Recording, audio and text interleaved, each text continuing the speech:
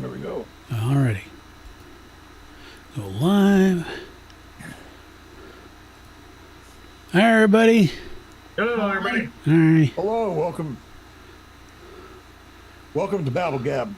Dinner with BabbleGab. Some of us, yes. Yeah. Yeah, the most exciting show on the internet. Joined here with Mark Putt and Dave Gottschalk and Raquel Welch. That's right.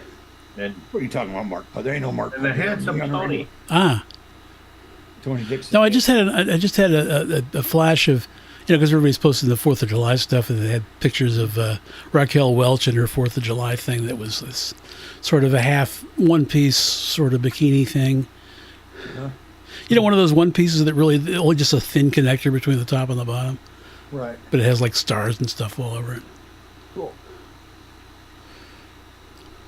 That's very cool. Yep. That it is. Oh, that's right. I should probably. I do enjoy a nice looking lady in a nice bikini. Yeah. And I don't apologize for that. Because I'm a red-blooded American male. Ah. Stars and stripes all the way through. Hey, speaking of which, look at me. Yay. Oh yeah, he's an I'm stars and stripes all the way through. Yeah. Ah. You are rather Independence Day-ish there. Yeah. Yeah, I made this especially for that Yeah. last year, and guess what I forgot to do last week? I was just a regular wasp last week, and I totally spaced it. So now I'm a late Independence Day wasp. Sometimes it happens. Indeed. Yeah. Huh? Yeah. Yes, you do. I said indeed. Ah, yes. Now, give me the option. No, you can't do that. You can't do that. Okay. That's fine. Yep. Makes a little thing. Okay. So, to hell with you and to hell with you. Okay. Yeah. And So as I share was to saying a earlier, the only thing that was interesting about Batman is his Drinking. his drinking and his erotic relationship with the Joker. So, Ah, okay. I thought you were going to say Catwoman. well, he likes Catwoman, yeah, but That seems to be an on-again, Catwoman off-again. is what they call a beard. He doesn't want people to suspect that he's the way he is. So he dates a woman to make it appear as if he's a normal Batman and not a LGBTQIA plus Batman. Nothing wrong with that. Hey, be who you are. Yeah, be yourself. You can't. Fly your freak flag. Fly your freak flag. How's that been working out for our society over the Can't last even 50 say years? that. Oh, boy. Well, I'm not serious, of course. I would not do that. But No, they figured on the TV show that if they had Aunt Harriet there, that it would seem less so. yes, exactly. Don't know why, but Well, that was exactly. No, there's a reason why. It's because that comic books were coming up and Batman and Robin were getting popular, and this guy wrote a book called Seduction of the Innocents. And it went in and he would critique these superheroes and stuff like that. And he went to Batman and Robin and said it was clearly a, homosexual relationship, pardon that word. But, and that's when it, and he heavily, dissected that or whatever. And then that's where we got the some of the blast back. And then that's also where the comics rating code act came out after that, where they would rate the comics, and there was a list of standards that you had to have it. You couldn't, that you could do and couldn't do in your comics. Like you couldn't show police officers in a bad light. You couldn't do this. You couldn't do that. how do you show them in any other kind of light? Yeah, that was around for a while, but it I remember that because Little Dot and Little Lotta were actually lovers in the beginning until they brought that. And Hot Stuff and Casper. Well, it's like Archie was getting it on with everybody, or Jughead, one of the two. Well, actually, Well, Archie, he had two. Yeah, he was straight, but he had Teddy and Veronica, wasn't it? Yeah, but weren't they just both kind of, he just whatever he felt like it? Right. So do So I I go got brunette my today idea. or blonde? What's up, Timmy? An idea for a movie. Oh, okay. What's that? How does this sound for a title? Die Hard with a cock-a-doodle-doo and a Rumpel seat for two. There you go. Starring my mother the car. There you go. I'll watch it. Yeah, if we can get the car from my mother the car, if it's not like at the bottom of a landfill by now. Yeah. Yeah. I don't even know what to think of that damn thing. So I did get a rental one time. Ah. It was called Blowhard, and at first I thought it was a Die Hard sequel. Then when I bought it, I thought a little deeper about it. Then it might be Triple X, so I got excited, and then it turns out it was just a biography of some obnoxious radio show host. Ah, okay. I was going to say, come on, Timmy, to get the Triple X stuff, you got to go in the special room. You got to it's the beaded curtain. That's what Yeah. makes the difference. It's the beaded curtain. I remember those. No, you don't. You go to Blockbuster, you'd wander around like you're not gonna. Remember Video Buffs in Hoffman Heights? Yep. Yeah. You just. They had the special room. Well, there was They this. sure did. I'm pretty sure that there's some movies that weren't like X on the covers, but they pretty much were anyway. Yeah. Well, there were some like Caligula, Oh, yeah. the Yeah. uncut Caligula. Yeah. But no, you go to the video store and you wander around like you're looking at nature documentaries Yeah, or that's action what you films or want. something, and then when nobody's really looking, you slip into the beaded curtain where you find all the the adult material and adult Right. content and Along with 5 other guys that did the same thing. yeah, you 5 did. other guys, and you find one and you snag it, and then of course then you oblige yourself. It doesn't matter what it is. You rent like 3 other movies to kind of stack it in there with like Yeah. whatever they are. You know what I mean? Like how to do better at mathematics. Die Hard 7 with a vengeance. Yeah. and all that kind of stuff. And then you check out and go home. Well, tell us about that time in Hoffman Heights at that place when you were behind the beaded curtain and you started jerking off, and they're like, "Can't you just wait until you get the thing home? Well- Watch it." You were just jerking off, just looking at reading the Yeah, there you the go. fine print on the backs and stuff. Well, that's a myth. I wasn't doing that at all. I mean, I went into But the did you beaded ever curtain- like see anybody you recognized in the beaded curtain room? No. Because you wouldn't say, "Oh, hey, that's old Stu." No.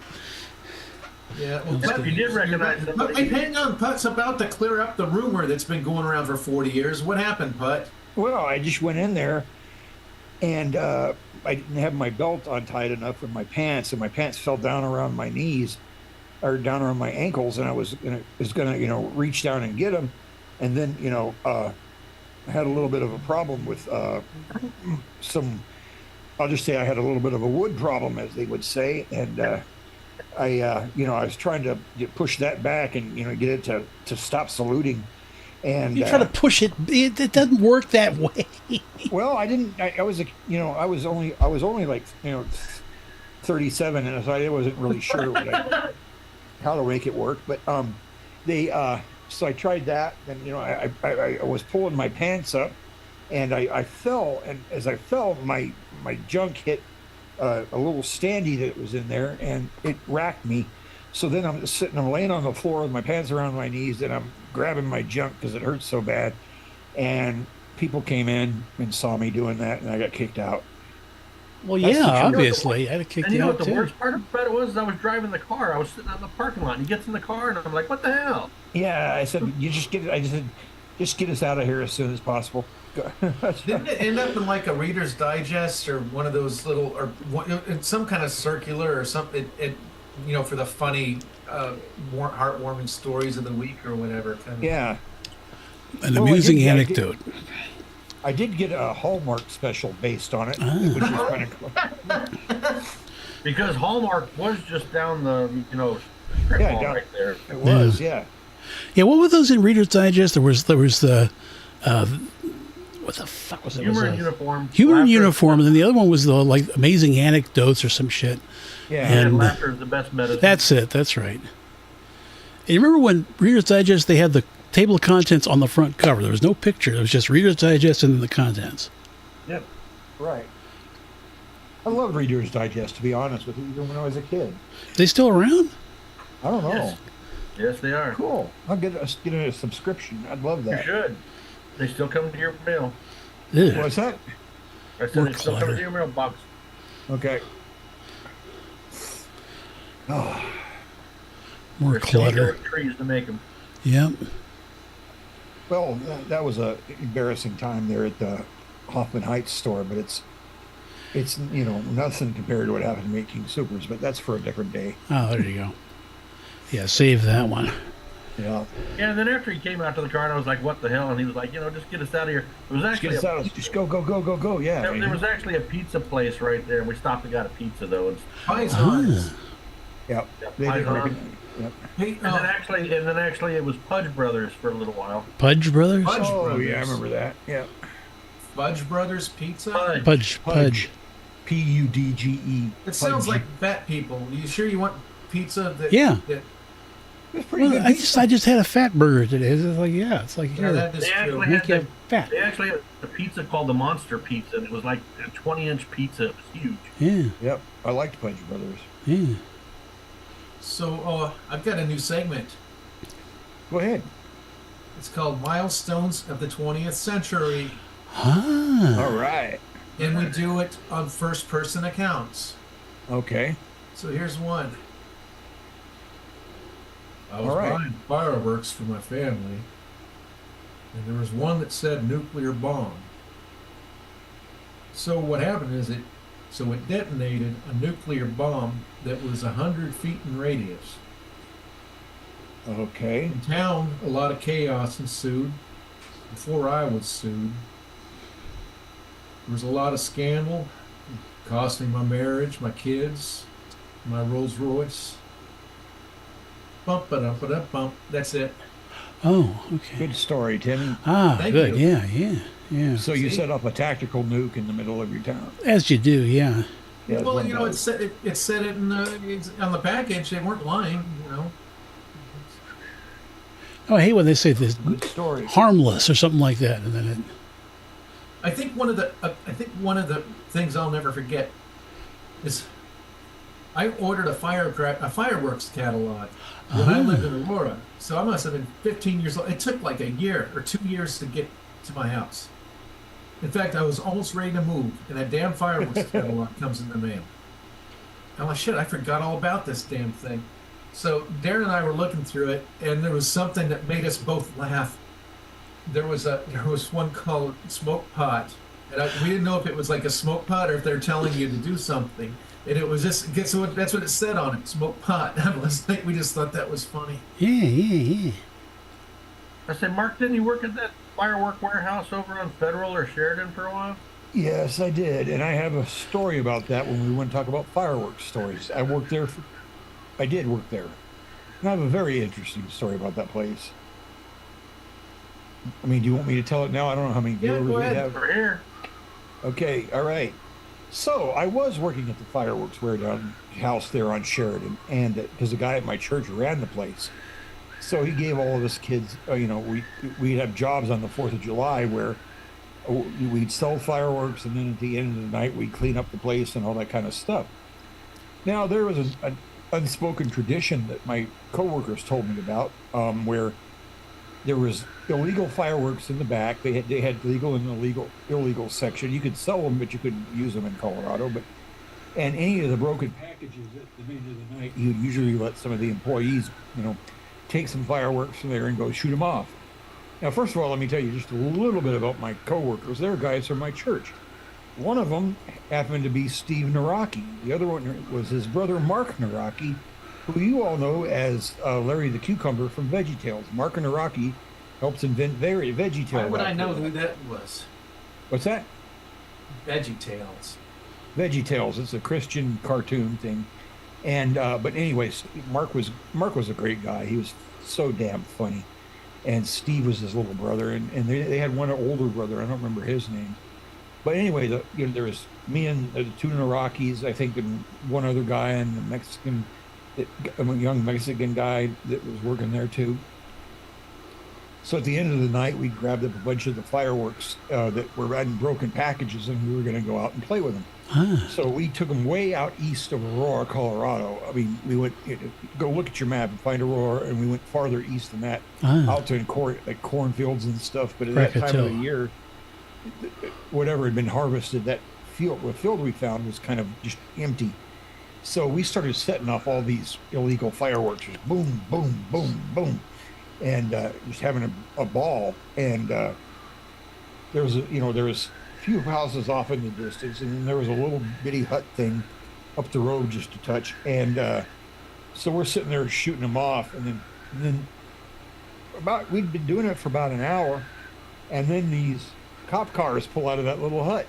And they start heading straight towards us. And they're like, let's run, let's get out of here. And I was like, no.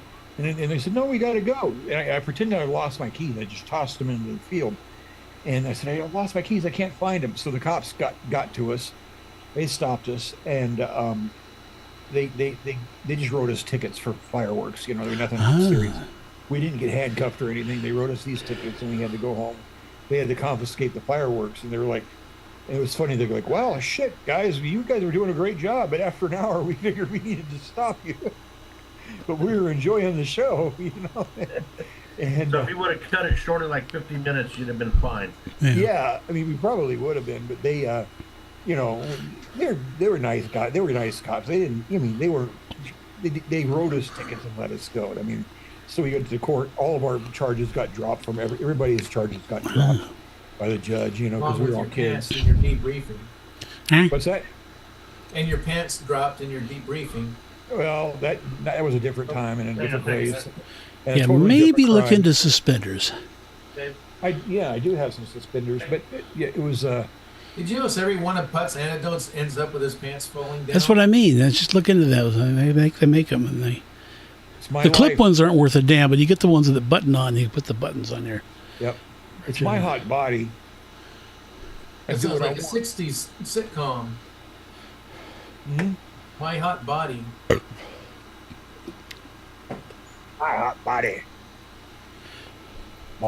So that's stories of the 20th century. That was one of my. Yep, that was. Okay. What happened to that other guy? Oh, he had to get more chips. Good grief.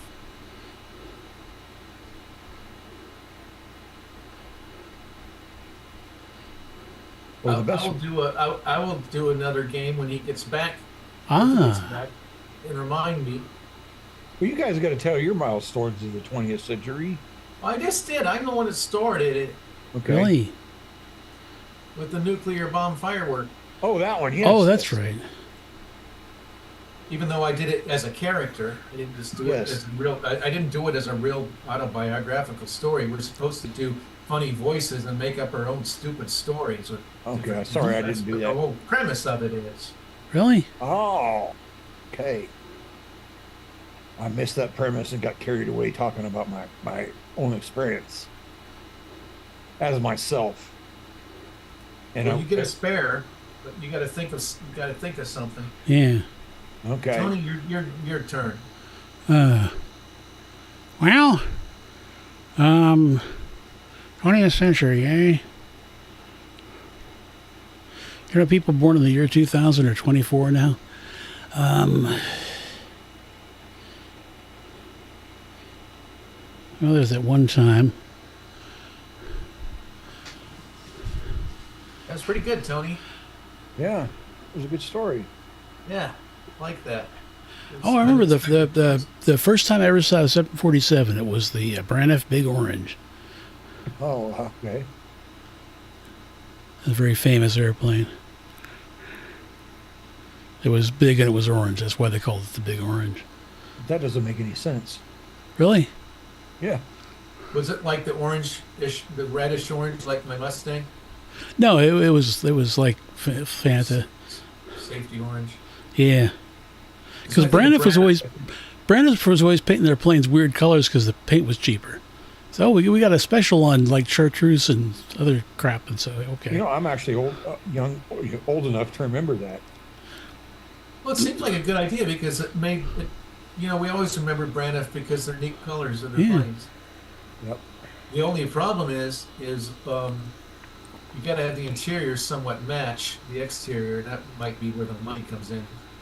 Yeah. And they- This was the 70s, though. Airliner interiors were colorful. It wasn't this just gray crud that there is now. all you would need is a warm color combination with the reds and oranges, and a cool color with the purples and greens, and you got it going. There you go. So, Do you know it has been so long since I've been up in a plane? The last plane I ever flew in was a Lockheed L-1011. I don't even know if any of those are still flying. They went extinct in like 1981, didn't they? So, Well, this was 2001, but it was a All Nippon Airlines, ANA, and it was flown by some, two-bit airline, like Bob's Airline or whatever the fuck it was.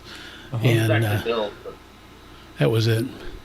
you got to see my favorite airline to fly in. My favorite plane is the Fokker F-100. Ah, It looks like a little DC-9, but it's like fun size. But it's the Okay. exact proportion. If you see one, it's like if you see like a real DC-9 and you see the Fokker next to it, the 100, it's like half the size or smaller. And the windows are kind of big, and it's just that's the one I was stuck in for 6 hours. In Dallas. And it didn't even seem that bad because it was comfortable. And I was younger then, I was older then. I'm much younger. Shit. yeah, there you go. I was so much older then. I'm younger than that now. Yeah. Oh, So I've got a Voice thing for Frontliner. it, and it's my new thing. It's called Identify the Ghost. Okay, ready to play? Yeah. All right, you ready? Ready. All right.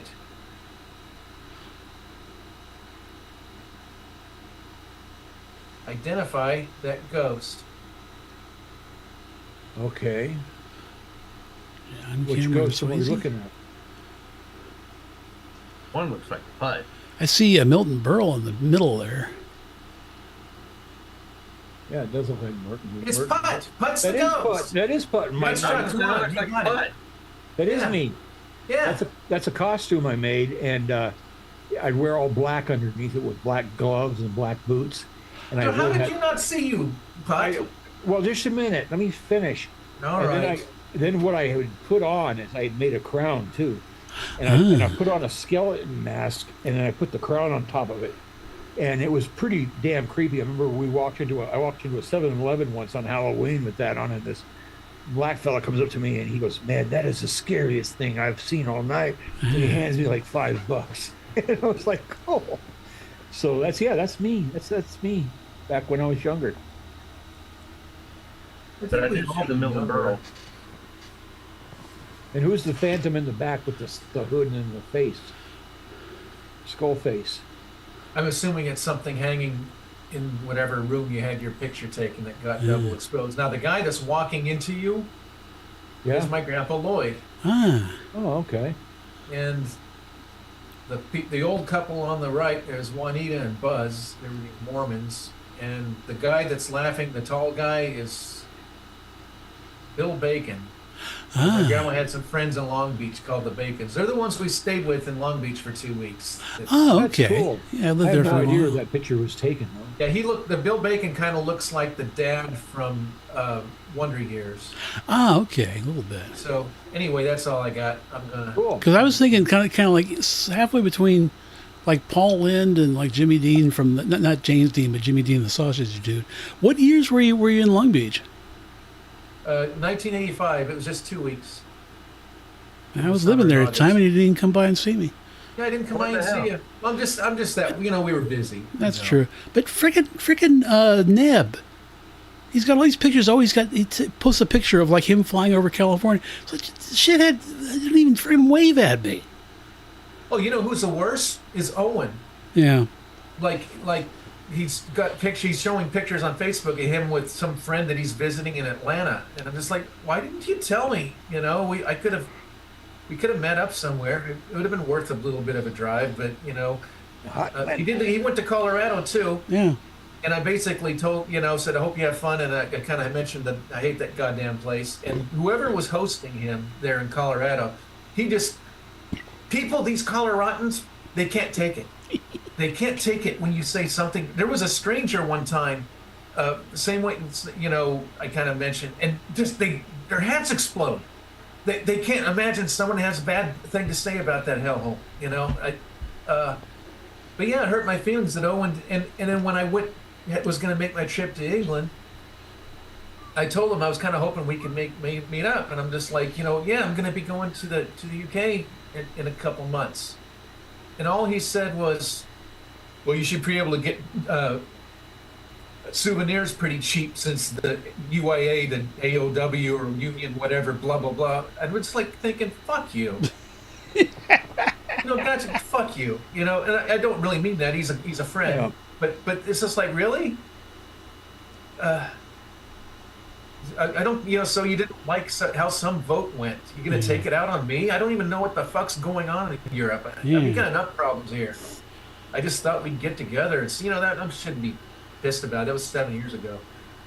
You believe it was 7 years ago I made that trip? It's okay. I've lived 2 hours away from Timmy for like 8 months now, and we still haven't. Because it doesn't bear thinking how long ago things were. Because I'll remember, oh yeah, I did that kind of thing. That was 50 years ago. Oh shit! And it's like, right. And now I'm starting to remember shit that happened 60 years ago. Well, our goal in life is to make our own memories and not piss Jesus off. He said, but he said memories. What did you think I said? That's not how I heard it. What did you hear? What did you hear me say? Memories. Like the corners of our mind. Who did that song? That's Barbra Streisand. The way we were. The way we was. I thought it was like Elvis or somebody going, memories. That's a different song. I don't remember it sounding like. Tony singing memories, watercolor faded memories. Yeah, that's the Streisand song. Faded watercolored memories. Oh, gross! Of crappy. There's some other like bullshit, like. I've ever heard what it sounds like. Yeah.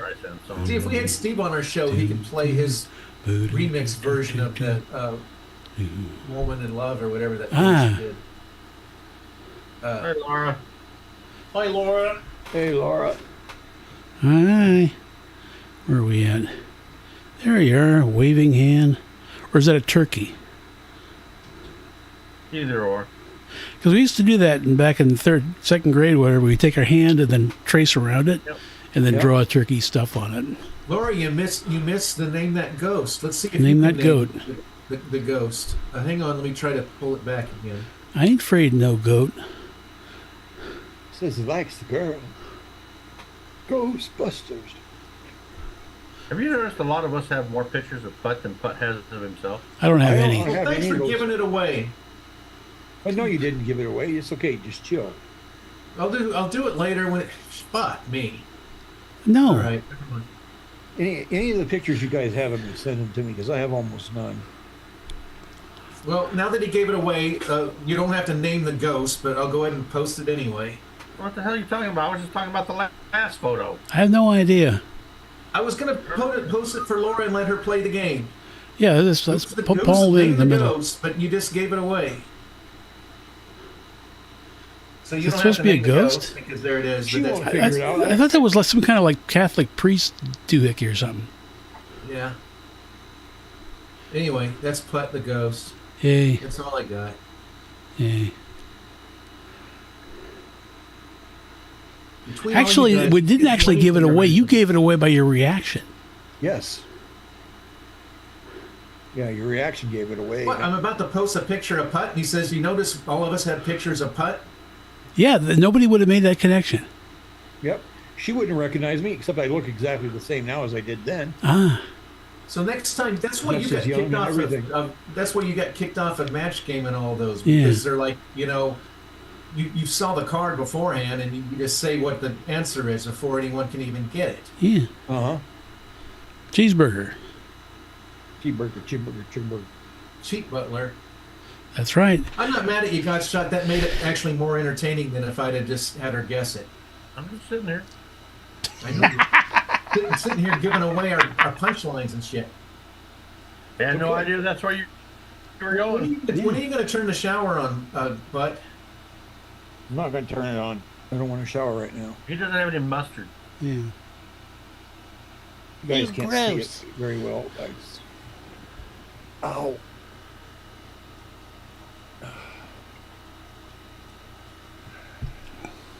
I done had my shower in February. Yeah, there you go. Yeah.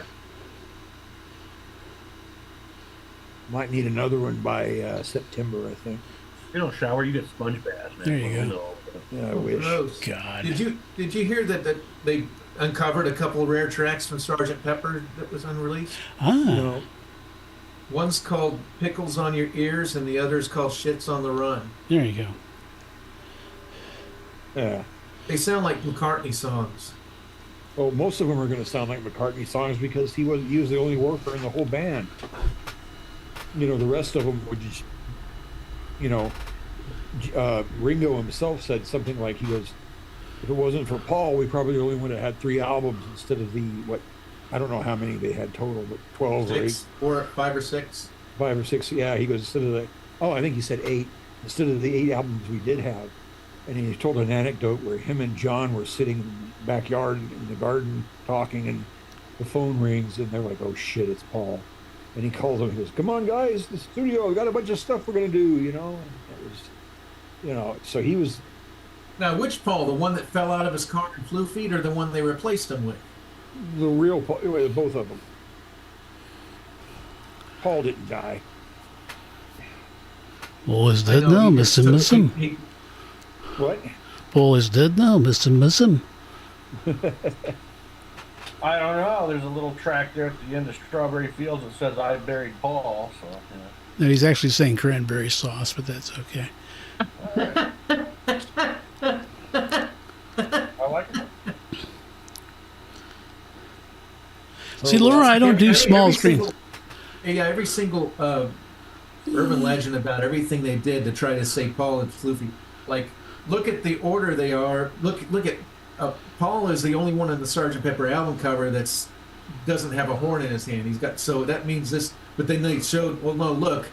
If you look at the proofs for the album cover, they all took turns holding all the different instruments. And that was Yeah, just- and then on Abbey Road, he's barefoot, which is a symbol of mourning in, I think, Tibet or some shit, like place like that. Yeah, but they interviewed. There's different stories, but I think he's just a foot exhibitionist. But evidently, he was wearing sandals and he stepped in dog dew, so he just took the sandals off. There you go. There you go. That was one. I think that's what he said. I just think he wanted to be different, and you know, I probably would have done the same, because why the hell would I want to just look like those other doofuses? Whee! Well, I thought that, and George was wearing the jean jackets and Yeah. the jeans, while everyone else was wearing their suits. So maybe he's the one that did that. Maybe he's the one that flew feet. Yeah. Because people that are in their caskets, they're always wearing denim, right?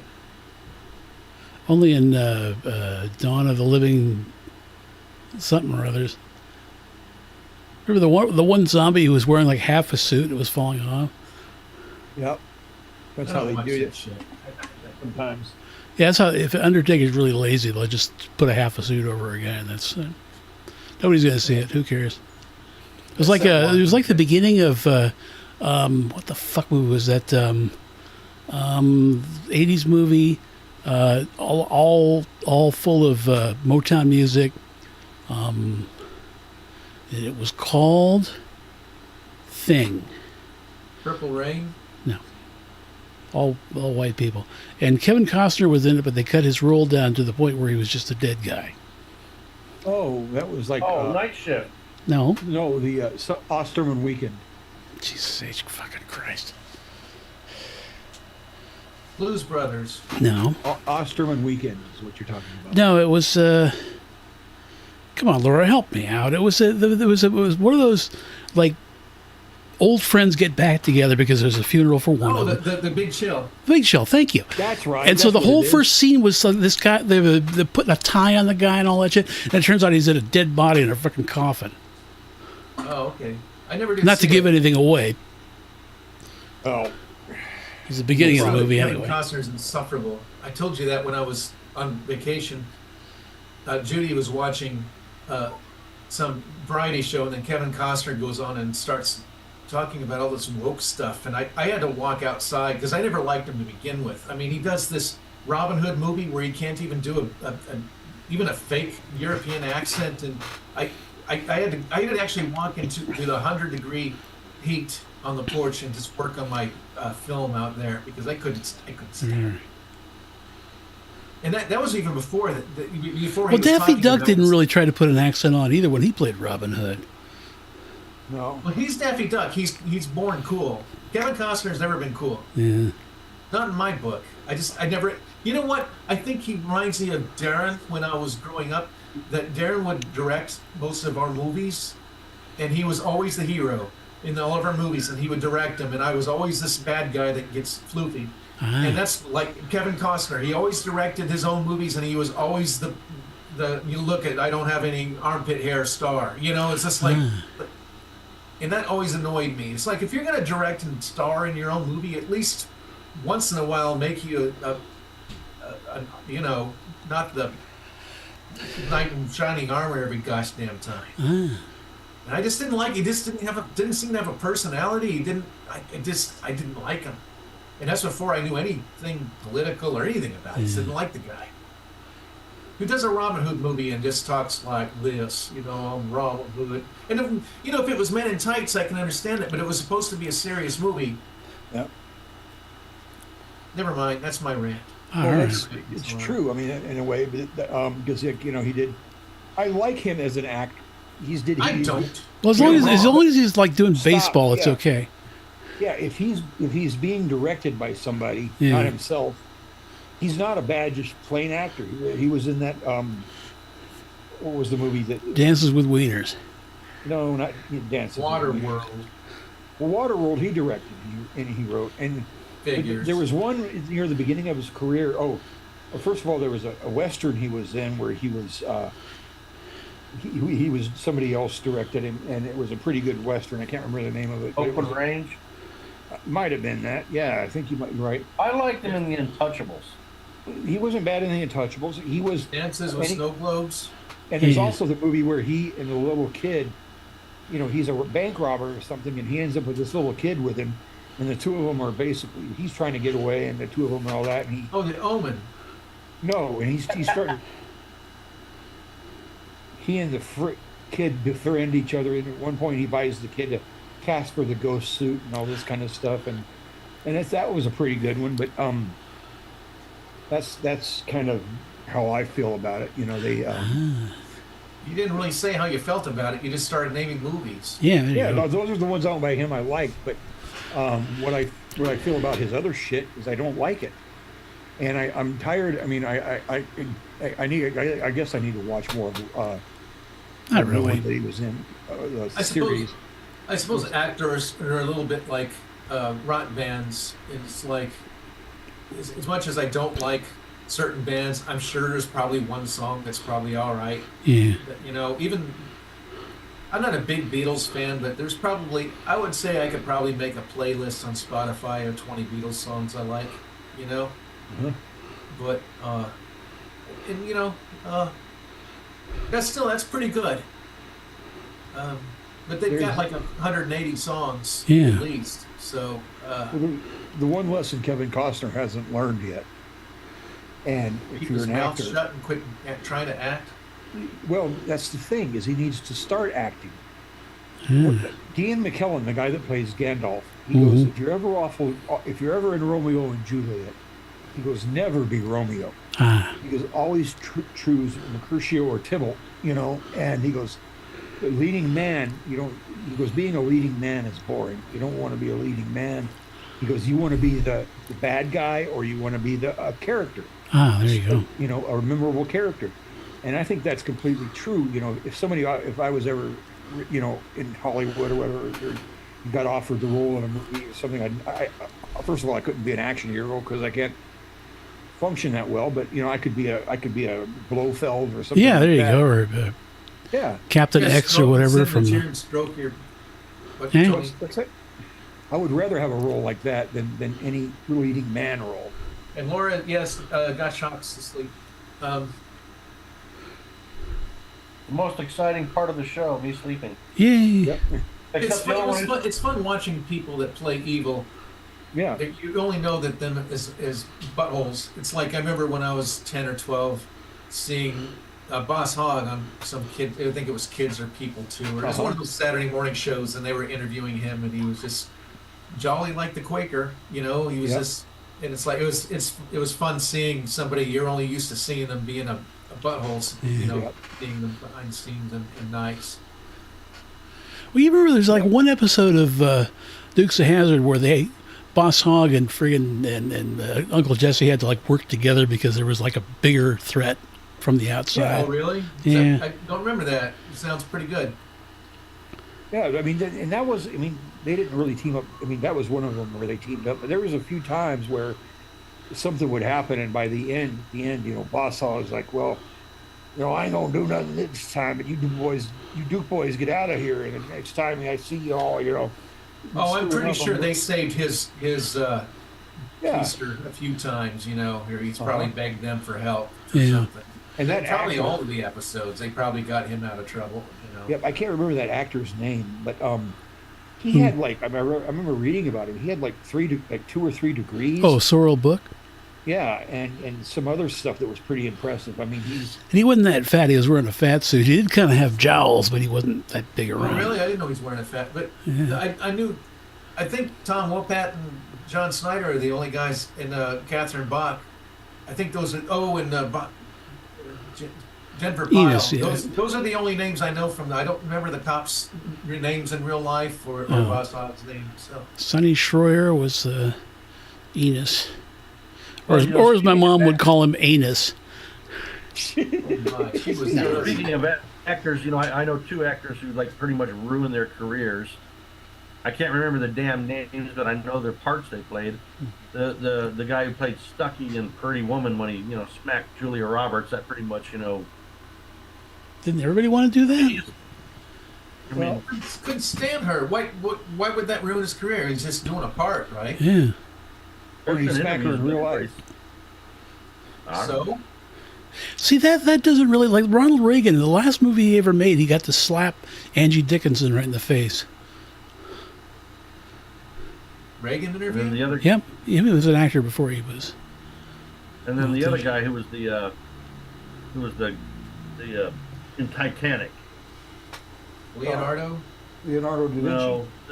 No, the other guy was Rose's fiance or whatever it was. Yeah. Billy Zane. Billy Zane. Yeah, his career was pretty much over after that movie too. Well, he was the weakest link in that whole movie. I mean, God bless him, but he was the weakest. I don't know if it was just a badly written character or just he was out of his depth in it or something like that. He was the weakest link of that whole movie. I don't remember seeing Bill Paxton after that movie. I know he floofied young, but Yeah.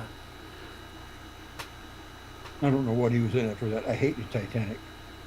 I wasn't a made me- fan. Tony likes it. Darren made me Saw watch it once it at the once. theater because there was so much hype. I thought I'd see it. I don't know. I didn't want my money back or anything, but it's not something I wanted to go out and see again. I told you guys about the funniest comment I ever heard in a movie theater, though, was we came out of Titanic. We went and saw it in the theater, me and the wife, and we were literally walking out of the theater, and the girl behind us, we hear her say, "I really thought they were going to save the ship." I kid Were you not. here last week when Tony had a picture of it behind him with all these pipes and everything? And I said, were you on the Titanic? And I wasn't kidding. That's just what popped into my head. And he's like, no, it's a pretty similar ship. It was the Queen Mary. And I'm like, oh shit. I mean, literally, I wasn't even trying to make a joke. I just wasn't thinking. I was like, oh, you're on the Titanic? Yeah, we're used to it. Yeah. I guess. I was Seen on one and ship, off we've last seen week. them all. So What? I was on and off in chat last week. So Ah. Yeah. There's saw a little short documentary about some nonsense or whatever. Ah, And this group of nonsense. like 4 or 5 women had seen Titanic over 100 times, and they were like going in for their 103rd time or something at the theater to go see it again. And I'm like, oh gosh, that even beats Scott Chuck and I watching Temple of Doom. Well, the But thing I is, thought they I did an liked it. excellent job on the ship and all that shit. And I thought that the actors who played the real historical characters, like the captain and the engineer, well, they were all pretty good. It's just the dialogue was just terrible. Cameron should just have handed over the dialogue direction to somebody else. I heard that about the Star Wars prequels. Like, it's like, what was it? Anakin Skywalker's like, I don't like sand. Or, he's just the. But I think I've seen like every '90s movie twice. I think even the Titanic, because I would see them at the theater, and then Darren would usually invite me over, and he'd like have it on DVD or VHS, and we'd watch it there on a Friday night with popcorn foods and stuff. So yeah, I saw probably Independence Day twice, Geriatric Park twice. Geriatric Park. Yeah. I didn't know this, but my ex-wife, well, I shouldn't know I did know this, but because she told me at some point. My ex-wife, Katie, used to make, she worked on Independence Day, not there in Hollywood, but she made all the little trees like around the White House and stuff. Oh, She okay. worked for a guy that they contracted to make all these trees, so she made a ton of those trees for the. That's actually in my 5 hours long, my 5 hour timeline of potential precious moments. You said this a year or two ago, and you said you start off by saying, "This is my brush with greatness," and then you went into that story about, and then Gottschalk says, "That's your brush with greatness."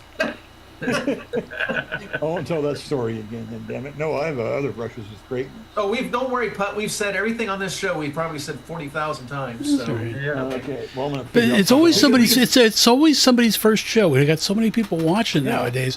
They weren't weren't watching 5 When years you're ago. our age, you can hide your own Easter eggs. Just don't- Some of those Shit, memes yeah. I see, they say there are at least 3 historical accuracies in the movie Titanic, though. One, there was a ship named Titanic. Titanic, it hit an iceberg, and it sank. Well, the captain was named DJ Smith, and the Murdoch was there, and the Thomas Andrews and all that shit. And nobody actually called Margaret Brown Molly Brown until after she'd passed away. And Now wait a second. huh? Molly Brown had her own museum and stuff, so she was. Oh yeah, no, she was. passing Well, off she that- was famous. She kind of parlayed surviving the sinking until a whole career. But she was always Margaret Brown. The Molly thing was something the press kind of.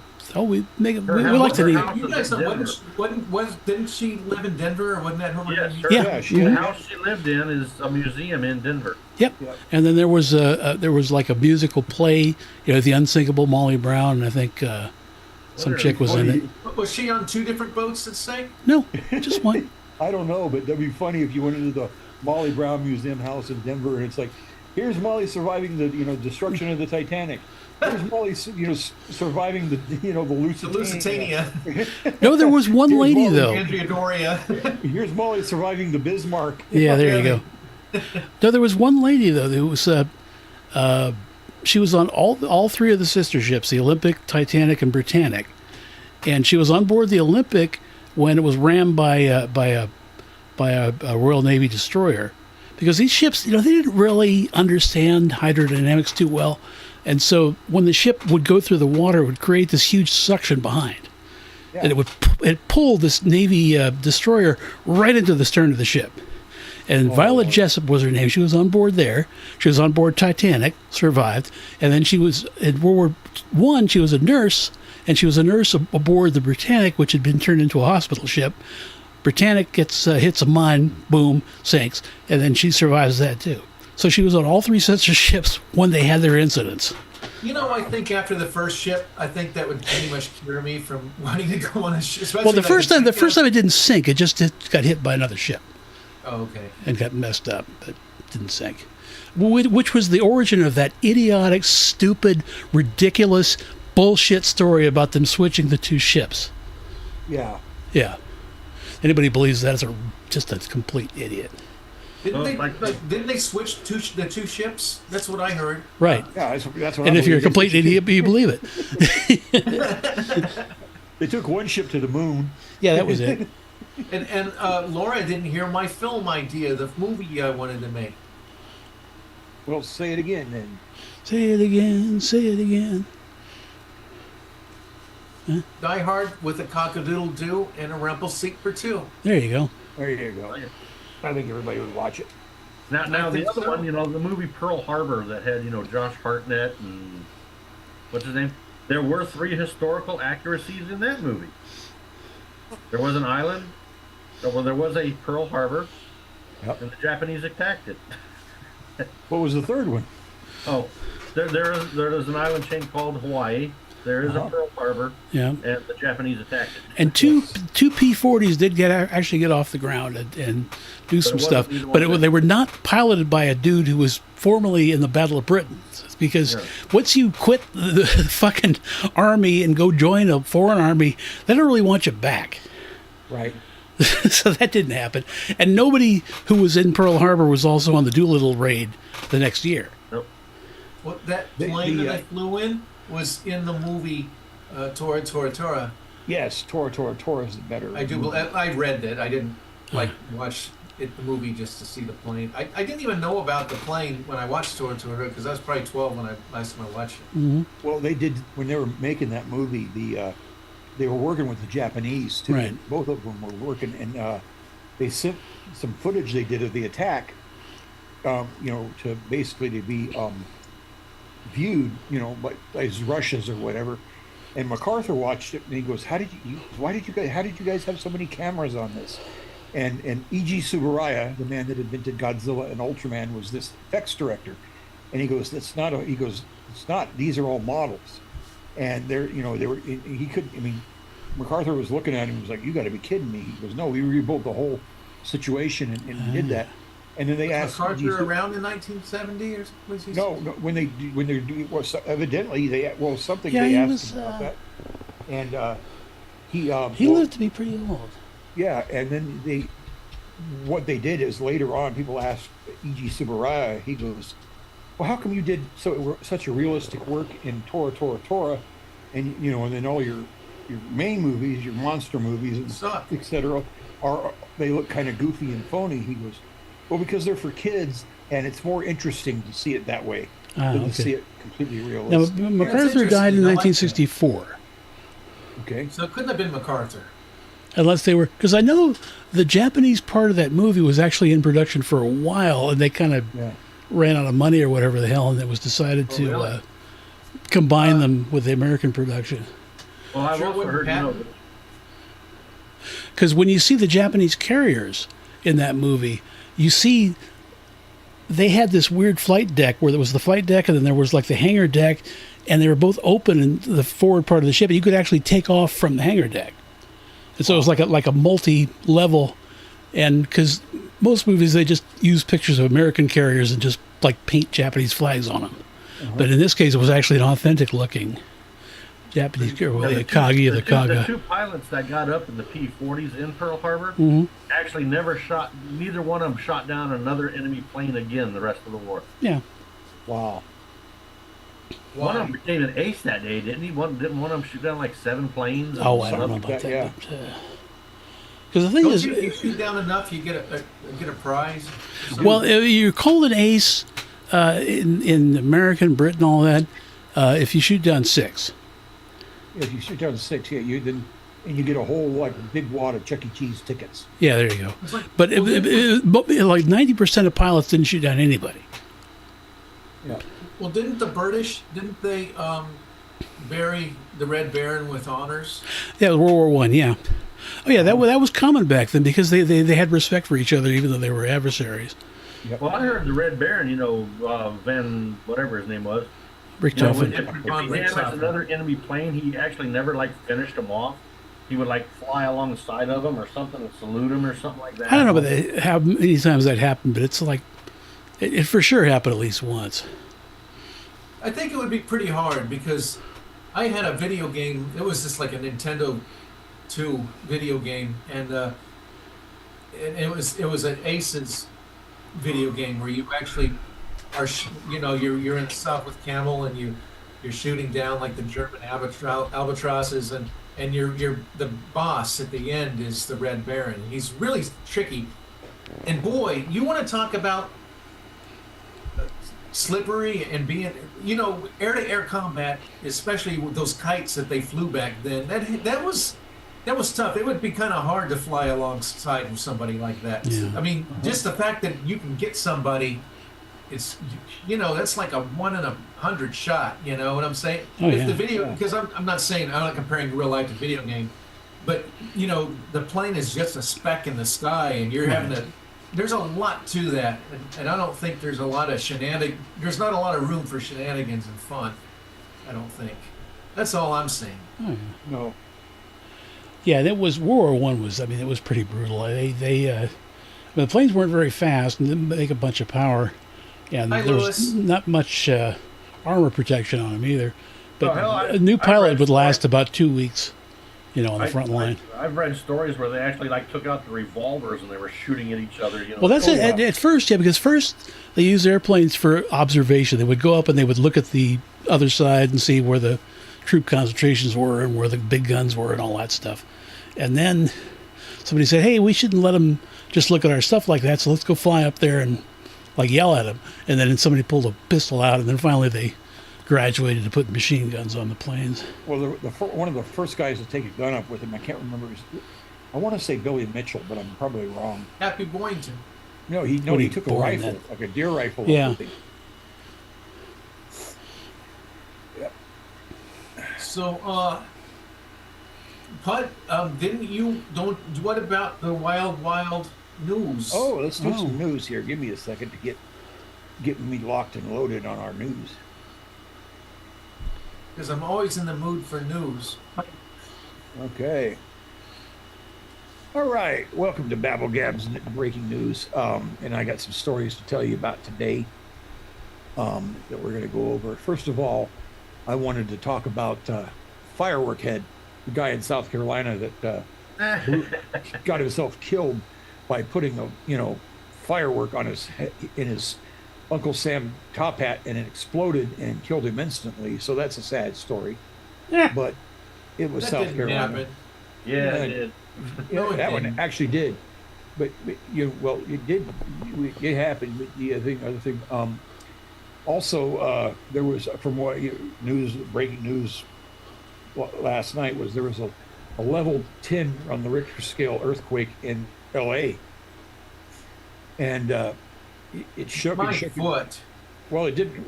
Well, it didn't really destroy anything because Of course not. L.A. is in shambles already. Let me guess. The guy with the Kentucky Fried Chicken hat did it. Yeah. Yeah, he probably What time did. did this earthquake happen? What's that? What time did this earthquake happen? I don't know. It happened last night while I was 12 asleep. of never. And I woke up and I had to, I woke up and it was, Because I could have turned on TV on and probably seen some bouncing around. We've had that. We've had that, man. We had an earthquake during the show, and they all run off. I'm still sitting in the control room. It's like, okay. And She didn't sit there bouncing. that would have been nice. But no, everybody ran off. It's like they tell you over and over again, it's an earthquake. You do not just start running around. yeah. Maybe they were imitating chickens. Ain't nobody here but us chickens. Anyways, Mark, keep going with your news. No, that was I good. pictured that with a view if something like that happened. They'd be like, well, they are. Never mind. Go ahead, but Yeah, we know what they would say. Okay. And then there's another story, another tragic death where a man died eating 40 pounds of sauerkraut. Now, what's ironic about this is he wasn't in an eating contest. He just was hungry, I guess, and he I liked don't believe sauerkraut. that. But because I couldn't even- I couldn't 40,000 even eat a pounds thimble full of that sauerkraut. I like sauerkraut. shit. Oh, It's good bro, for just you. Because you like it doesn't mean you can just make up stories about it. Well, 40,000 pounds buy a of whole sauerkraut. I'm You telling buy you, a it whole can happens. of sauerkraut and I pull out little handfuls and put it on top of my hot dog. Yeah. And then the rest of it gets thrown away, That's disgusting. It's good for you. The fermented foods are good for you. They are. At some That's point, why I got rum with me. Oh, that's the fermented sugar. Okay, I want that tie. Well, that's cool. It's like a Christmas Things tie. go better with rum. Yeah. Isn't that Well- a nice jingle? Well, it does. But I'm sure that it really happened somewhere at some point in time. Ah, What's the next wasabi. story? Wasabi. Okay. It's actually Wasabi. fermented molasses. and Yeah, rum. there you go. Okay. The other story is that medical science, this is coming out of the CDC here in Georgia, they actually. That's so fake. I didn't Oh, say sorry. anything yet. Okay, go ahead. They actually perfected the art of human head transplant. The guy that was, I could get, well, he was dead, but I mean, there was another person that had half their head blown off, and they were laying there, so they immediately got a head donor and taped off his old head and put his new head back on.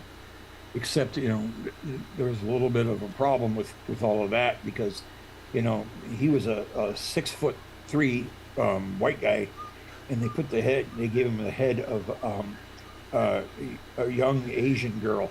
So it was kind of a problem for me. Well, that wouldn't be the problem. The problem would be if the new head comes from somebody that was sue happy, that always sued people.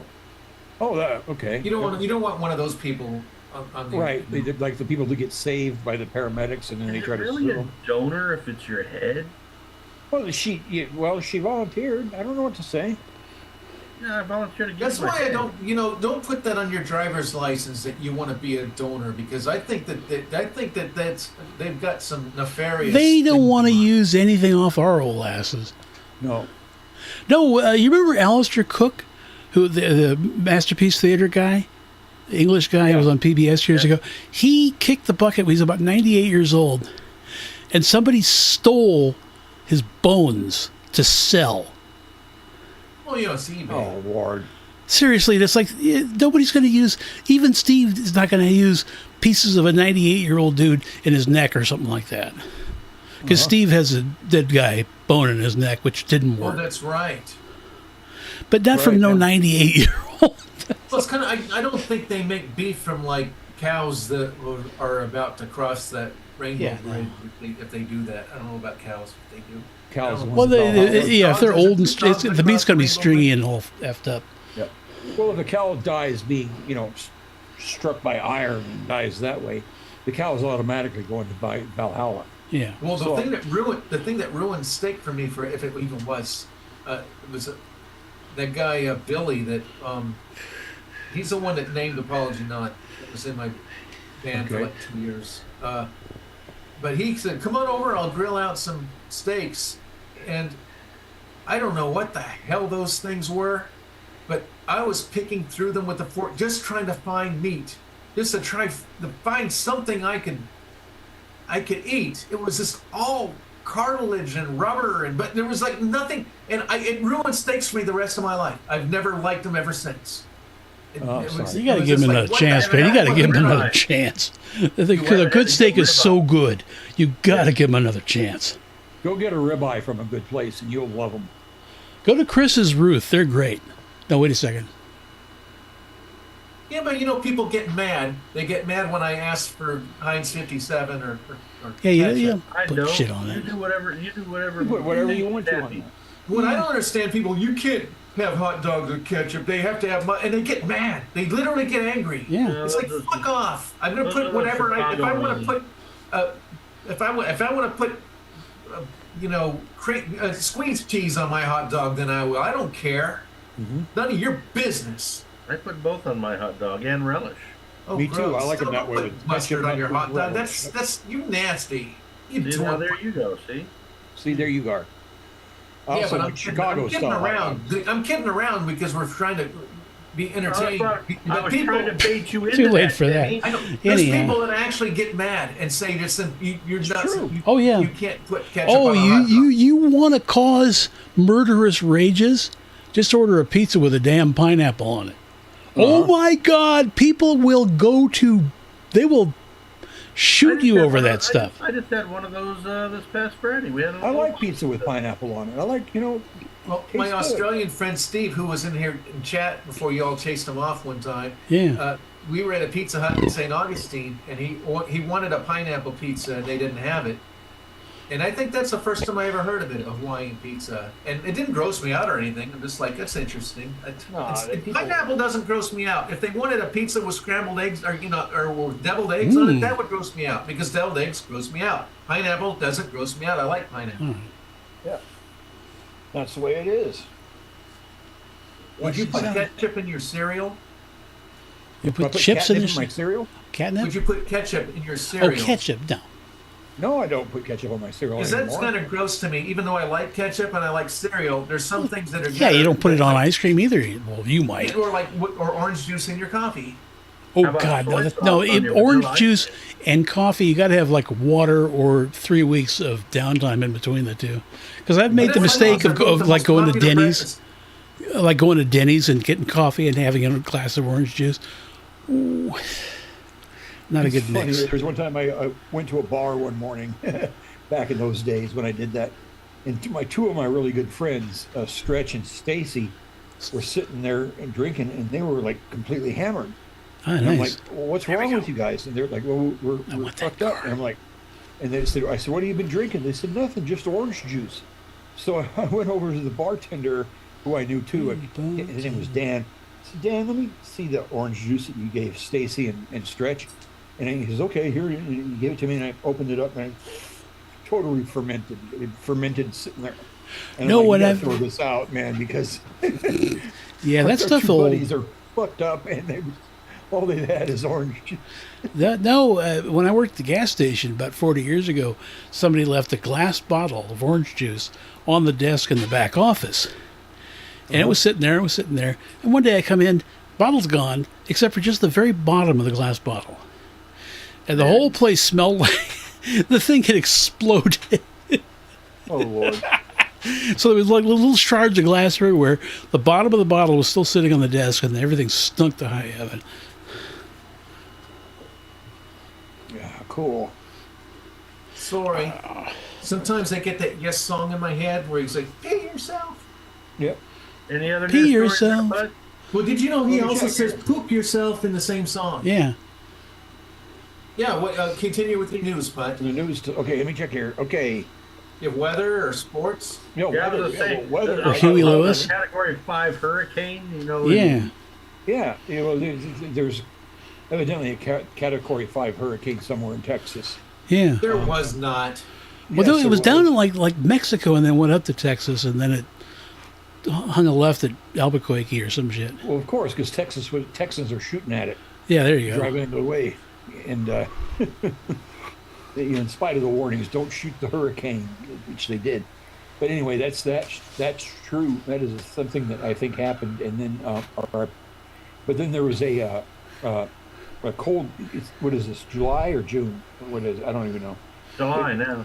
July, right in the middle of July, up in, excuse me, down in Arizona, they had a bunch of a bunch of the lakes froze over.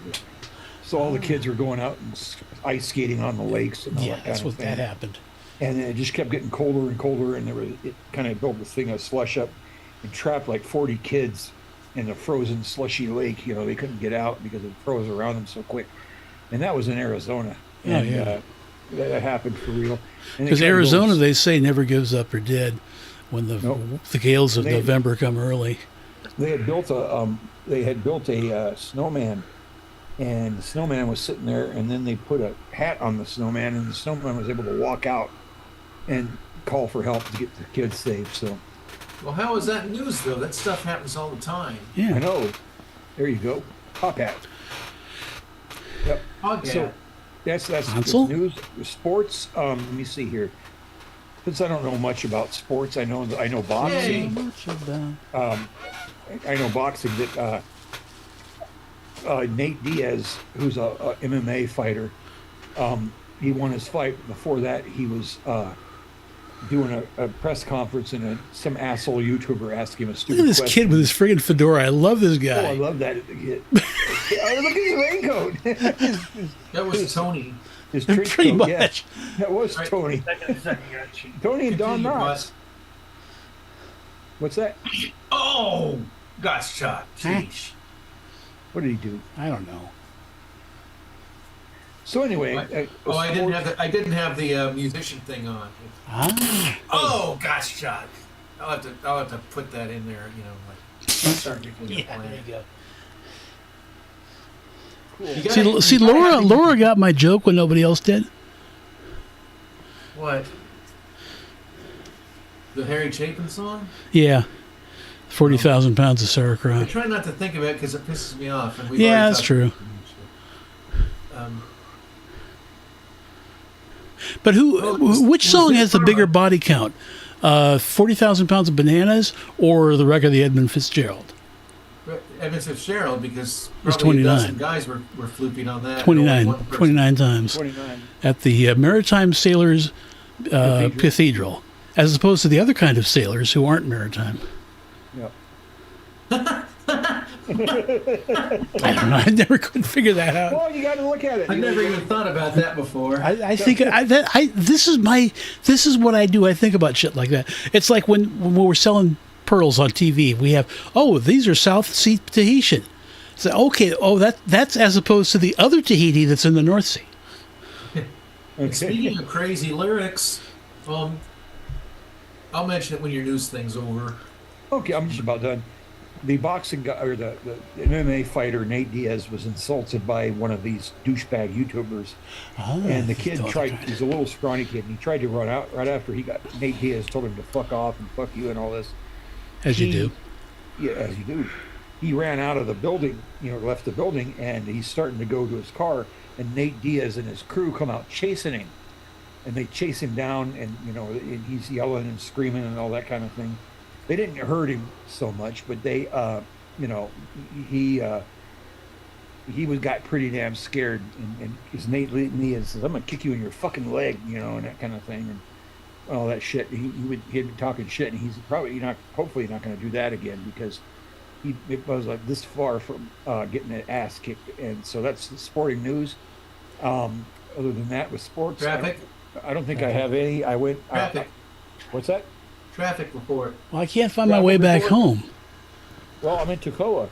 There's no traffic except for like. Okay, one... so you got to do the feel good story that nobody gives a shit about. Oh, yeah, the feel good story. Okay, somebody there was a woman who put out some, she had a dog, and she put out some dog chow, and for the dog on the porch, and the dog was eating it, and then this like 35 young huskies, like less than a year old, came up and just started swarming around, befriending the big dog. And so then she was kind of forced to, I shouldn't say forced, but she adopted all of those little huskies.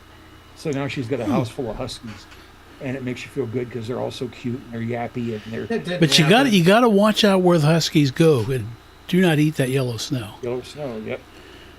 I think I mentioned this before, but this is probably 1979 when we lived in the Fox Ridge on the outskirts of nowhere, and we had this cat named Sylvester, and we gave him this. I don't know why we gave this cat this big thing, but it was this big piece of steak, this T-bone steak. Oh my God! And it was a special treat. He never gets something like that. So he was walking up to his dish, and he's about to bite into it because that was like savory. That was like Christmas to him. Oh yeah. And I don't know how this happened, but a German Shepherd from across the street got loose. He goes into our front door and grabs that steak right in front of Sylvester, just grabs it, and he's out. Bumpus! Yeah, Bumpus! And yeah, it was like Sylvester was just like still smelling the aroma of that steak, and it was gone. I had never seen anything like that. Did Sylvester say, "You're despicable"? No, he couldn't talk. He was a cat. Well, some cats talk. Yeah, but you know what? There were two different times. One was Christmas morning in that same trailer. Heard this meow. We're like, where the hell's that coming from? It's not Sylvester. And there would be cats caught in our vent in the floor. And there would be like a cat looking up at us in the vent in the floor. They like somehow wander in through the duct. I don't know how. It must not have been sealed very well, that place. The cats in the damn duct work. The cats in the duct were kind of evil. Anyway, good job, Putt. Thank you. What show is next? Because since you're the news, you got stay tuned for Yeah, stay tuned for the next thing. We're going to go. We're gonna Cards do the Against Humanity, Cards Family Against Edition. Humanity. But thank you. So for without tuning any in. F words in it. Thank you for tuning in to BabbleGab News. Yay. Yeah, Tony had a problem with all the skanky stuff. So What's speaking funny of- is that I am as foul mouthed as anybody, but I don't like hearing other people like cuss all the time. I don't know. I'm weird that way. Oh, you don't like that? It's all right, but it's like, I'm going to have to say words. yeah, So I say think words. What you're trying to say, what you're trying to say, Tony, is that you don't like it in a card game because there could be kids and families and they're hearing this garbage. Oh Yeah, yeah, this is no, a it was. Reminds me of a story. I had a thing I downloaded at work for it would just put a big clock up on a computer screen so I could see the clock, and it had news headlines. And it seemed like every third news headline had the F word in it. It was all entertainment. It was all quoting, Snoop Doggie's dog or whatever the hell it was. And I finally figured out that I could turn it off. I was like, it's just one. It's not necessary. I remember when I was a Treble Clef, and sometimes we weren't in the band room. Sometimes we'd just take a little break and they'd smoke dope and we'd watch TV. I didn't smoke dope because I'm perfect. Mhm. But no, there was this. It was butter or some kind of bullshit, and it was called Hell of a Good or something. And they had their commercial. They have a little girl, 5-year-old girl, saying it. Hell of a Good, and advertising it. And the rednecks that were, we had like a keyboard player and his son were both these real rednecks, and one of them was like, "I don't like that. I don't like them having that little girl cuss like that." And the other's like, "I agree. I don't Yeah. like that." And I'm like, I Yeah. think all of us were in unison Yeah. that was a shitty thing. And Steve, bless your heart if you're here watching us, but I used to get after Steve because he would play some of these skits where they had little girls or little kids, 5-year-olds, saying they're reading stuff they don't know what it is, and it's all cuss words and real dirty stuff. Yeah. And thinking it's funny. And it's like, I don't think it's funny. I don't think little kids should be saying that stuff. And I don't, especially, if they're saying stuff behind the scenes, whatever. That's, Yeah. I guess every kid does a little bit. But having adults make them say it it's almost on par with abuse to me. That's my opinion. Yeah. Speaking of abuse and Yeah. crazy lyrics, Yeah. so this Monday, I'm going to submit my album for digital distribution. Yay! I think Good that's job. one of the reasons I'm so tired right now is because I spent 2 days. Get this, I got 22 songs. I spent one's an instrumental. So I went through 21 songs. Still a song. No, I went through 21 songs and isolated every single vocal track, every lead vocal, every backing vocal, and tuned them with my piano. Ding, gong, ding, every single note for 22 songs. That's Nice. probably why I'm wore out. Yeah, but I'm tired all the time too, and I didn't do jack shit. Yeah, but that's. Oh, thanks, Laura. But no, I'm serious. Who does that? I just that's my big You do, fear is apparently. releasing the album and then hearing out of tune shit. Because You do, Timmy, too. do what? I said apparently you do. Yeah. I don't want to have out of tune lyrics or words in my because you know what? I wasn't that meticulous with the other Apology albums, and I don't know if I sucked on those because they don't sound too bad to me. But it's like I think my singing voice has gotten better. I think I think on this album my singing voice is the best it's ever been, but that doesn't mean I'm in tune in tuner than I've ever been. So I literally went through and I've made so many different corrections. But yeah, I think the album's finally ready after all these years, and I think I'm going to submit it Monday, and hopefully that means in a few weeks it will be out there for you to listen. Unless it's just my luck, like it was the last film where it just ends up getting shit canned. Oh, speaking of the last film, Last Page of Summer. So I went to IMDb. My score dropped from 8.5 or whatever to 8, and I looked at the ratings. There's only 16 ratings for my film, and 5 of them are 1 star. Oh. It pisses me off. It does. Who the fuck? Okay, maybe it isn't the greatest film ever. Maybe I do have a problem with making good plots or whatever. But is that really worth a 1-star rating? And the thing is none of them, not even the 10-star ratings, none of them have any goddamn reviews. Because there's a thing on IMDb that if you look at a movie page and then you navigate away, it'll say, "What's your rating for blah blah blah?" And it pops up and covers the whole damn screen. And it's probably annoys people so much that they say 0, just because it's an annoying pop-up thing. Well, then there's shitheads for doing that. Yeah, they are. Because you can also hit the little X on the corner, because it does. You hit the X on the corner and get rid of it. You don't have to put a damn rating on it. And it just kind of makes me sad, because I spent a lot of time on that movie, and it's got cameos from actors that are no longer with us. Yeah. And it was kind of a family reunion for me. It was kind of, I know nobody else gives a shit that it was a family reunion for me, but I do think it was a good movie, and I don't understand who the fuck would give it a 1-star rating. So if you go to imdb.com and you look up Last Page of Summer, right? Or is it? Yes. Yeah. Last and Page give it a good rating and actually put a review in there. I mean, God, yeah, or help us all. Least, give it a good rating, because five 1-star ratings, who does it, unless they're jealous or just they're total just shit. You know what? People are the trolls are out there. They're just stupid. Yeah, I mean, if there's a movie about basketball, I couldn't care less about basketball, but I'm not going to go to a basketball movie and give it a 1-star rating. That's the only time I'd give anybody a 1-star rating is if they wasted my time by saying that there's something that they're not. And I said this before, like the YouTube video that said that. What? I was gonna say, people give 1-star ratings if they sat down on the couch to watch your movie and spilt the popcorn on themselves. Yeah. I know. People are assholes. The only time I've only given 1 stars to maybe half a dozen YouTube videos. Like one I told you a couple weeks ago it said the history of Jefferson Starship, and I was like, oh, this looks interesting.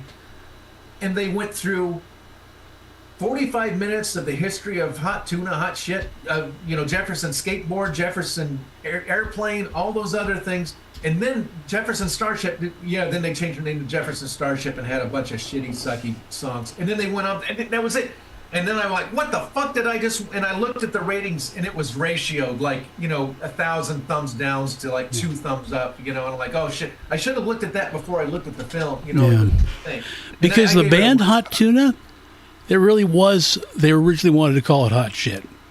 Yeah, but my thing is when they waste your time by baiting you like that pisses me off. I know, but you kind of mentioned that in passing, but it was true. It was actually true. Yeah. There you go. So there's a. They might have been It able was to get in through. fact the history of the overall band of Jefferson Starship, right? No, that's not what it was. It was the history of Jefferson Starship.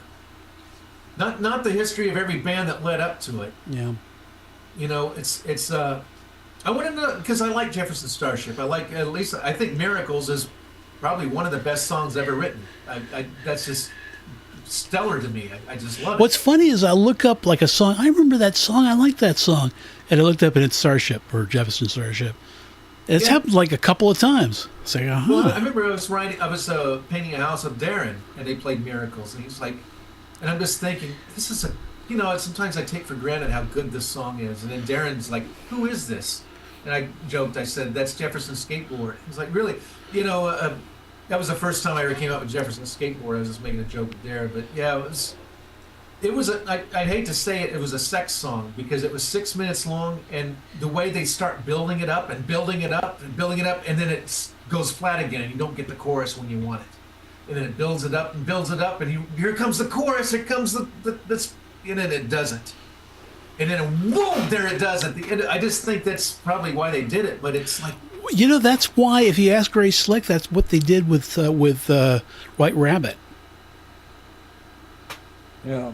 Oh, that was supposed to be like a sexual climax? Yeah, because the slow build-up and all that, yeah. I can see that. But I think Miracles, I've never used it as a sex song, and I don't think of it that way, but I think that might be their motives. I just like to listen to it. I just like to listen. It's almost like a non-sexual musical orgasm. I can imagine you're in the mood, you're getting ready to go, and then you got to fool around with a record player. Yeah. Well, you got to relax when you want needle. And then it's a Sousa record.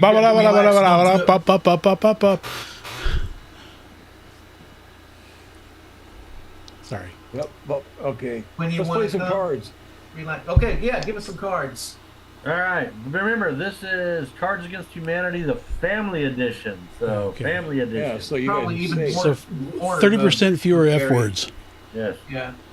Oh no, Mom's new boyfriend is blank. Stupid. Black. What? I don't know. I didn't say anything wrong. It happens. It happens in every commercial. Yeah. I pick a card. So, What? oh no, Mom's new boyfriend is shoving a fork into a power outlet. Oh, Okay, Gus Chuck wins. Okay. That's just the card. That's the game. I know, but you read the card, you either win or you don't. Yeah. It's like match game. let's It's like see. blank went to blank and did a blank. Hi, Jackie. Let's see. Don't yell that in an President airport. calls He needs blank now. Oh, Say read the that first again. part of that again. What was it? The president called. He needs blank now. Depends. he needs euthanasia. Never gonna get busted. I didn't mean it. He goes, he needs more airports when Jesus was born in the manger, according to him. In the Civil War. Yeah, in the Civil War. Yeah. So the president called. He needs putting 22 marshmallows in my mouth now. You know what gets me about it? You don't have to like him or you can like him. I don't care. But a couple days ago, he claimed he was a black woman. And it's like, my thing is, it's fine. The guy's gone loopy or whatever. But my thing is Saturday Night Live and all these others, they've had solid gold Yeah. for the last several years, and they can't use any of it. Yeah. And they would look at that. What was that that asshole vice president of Bush? What was his name? No. Cheney, but anyway. No, before that, the tomato guy. I don't know. Oh, thingy. Donald Rumsfeld? No. The young guy. You're no Jack Kennedy. I don't know. Doesn't matter. The only thing that people will remember from him is that he misspelled tomato. And they gave him a Oh, cheat yeah. sheet, and it was misspelled in the damn cheat sheet. Dan and that's, Quayle. but that's Dan still his Quayle. fault. Yep. Dan Quayle, Quayle. yeah. And that's the only thing he'll ever be Okay. known for is Yep. misspelling Next question. something on a damn chalkboard. Yep. And this guy does so much stuff that it's every day, and they can't use any of it. And they ruined it. And I'm not saying I like Quayle at all. I don't know anything Well, he about was it, but they trying ruined to it. say, when he was stumbling over himself, he was trying to say he was the vice president to the first black president, and then he's the president and had the first black vice president. But, he kind of went it all sort of like in the blender. Yeah, he said he was the first black Yeah. black lady president. It doesn't I mean, the matter only what reason motives. The only reason why I remember Al Gore from the Clinton presidency is because his wife tried to ban our music. Yeah. There you go. Well, and I'm not blaming him for jumbling his words. What I'm saying is if anybody else had done that, Saturday Night Live wouldn't have let it go. Yeah. They would have had a whole character based off the black woman, white guy president. They would have had a whole character made up, and they'd have had a movie about it. Oh, yeah. Is what I'm saying. That's all I'm saying. I'm not blaming the guy. I don't think he should be there, but Right. I that's all I'm saying is all these comedy people that they can't touch them. They can't touch any of it. Because in the 90s, they'd make fun of Clinton, whatever that guy was, and it's weird. Okay. Next question. Come on, guys, let's go downstairs and play my favorite game, blank in the basement. Oh. Shit. Okay, it says, come on, guys, let's go downstairs. Play Let's my favorite game, blank in the basement. Spin the bottle.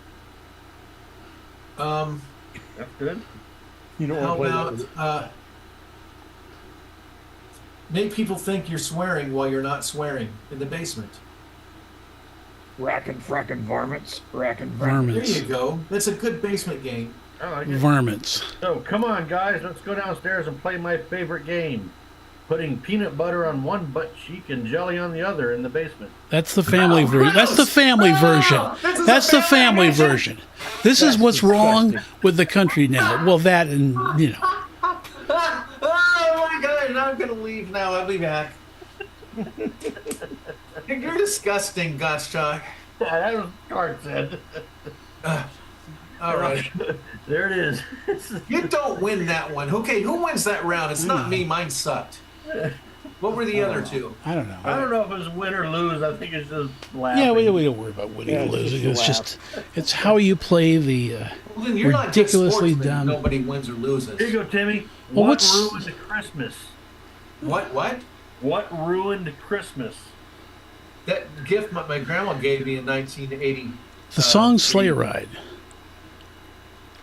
Giddy What up, ruined giddy up, Christmas? giddy up, let's go. Diarrhea. The song Sleigh Ride. What do you got, Putt? No, I think Grandma got run over by a reindeer. Ruined Excuse Christmas. me. That was, Santa's hemorrhoids. Ah, So I pulled the card, and the card says, "What ruined Christmas? Grandpa and a Speedo." there you go. That'll do it.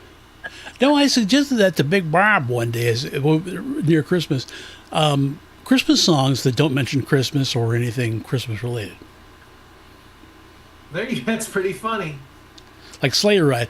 No, there was a thing on the news, and there were people visiting the Holy Land during Christmas time, and this was back in the 80s.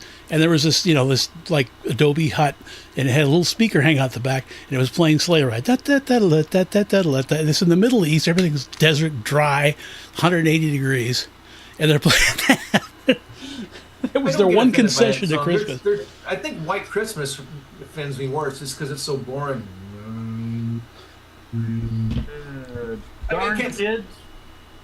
Hey, I got a question, Gotshot. Go. So, the answers on the back of the cards were written by the people that made the front of the cards, and they're on the same card. Okay. No. You got black cards, which are the question cards. Oh, okay. So the answers are random. Okay, I so was it's mix and thinking they match. flipped Okay, the I got card you. around and they came up with the answer themselves for the. Okay, that makes sense. I'll be right Oh, back. the premise of the game, Timmy, is if we were all like at a table, you would all get 10 cards, 10 of the answer cards, and then one person would read the question card, and you would pull a card out of your deck that's supposed to be the What? funniest. I'm gonna pull a card out of my dick. Yes. It's like it works in the catheter. No, Well- you know what, Gottschalk, I like the way we do it better because we Yeah. get use our imagination. I like games where you can use your imagination and think. Exactly. you know? It's like we talk about this every show, but Mousetrap. Do anybody ever like sit there and do the actual game? No, you put the thing together No, and you you watch Bert screw Mustin around fly with into the the- little tub, Yeah, you- and that's all. Yeah, you roll the marble. I I'll think be I right back. played it through one time. Oh, which goes to Putt. What Gottschalk Putt wanted to say this, and I'll remind him. He said, "What is the difference between a video game and a simulator?" Ah, So before I get my refill and my pit stop, I will We'll get wait my on answer. that. We'll wait on that. We'll answer another question and then we'll do that later. well, When you no, get back. well, okay, Because I go don't wanna hear do everybody your else's. thing. Go do your thing. Okay. We're, All the right. boys are going to talk.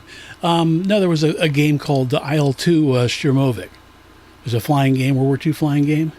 Yeah. And the problem was the flight engine, whatever the how it worked, was a little too realistic. Which is fine because the planes flew like real planes. Trouble is, you didn't get any flight instruction. There was no trainer. They didn't give you like a steerman. No, they throw you in a P-40. Fly, fly, fly. So how do you start it? I don't fucking know. And then the first 8 times, after I finally figured out how to start the engine, I taxied right into my lead guy because I was the wing and he was the lead. Because they're tail draggers and the nose is way up in the air. You can't see shit.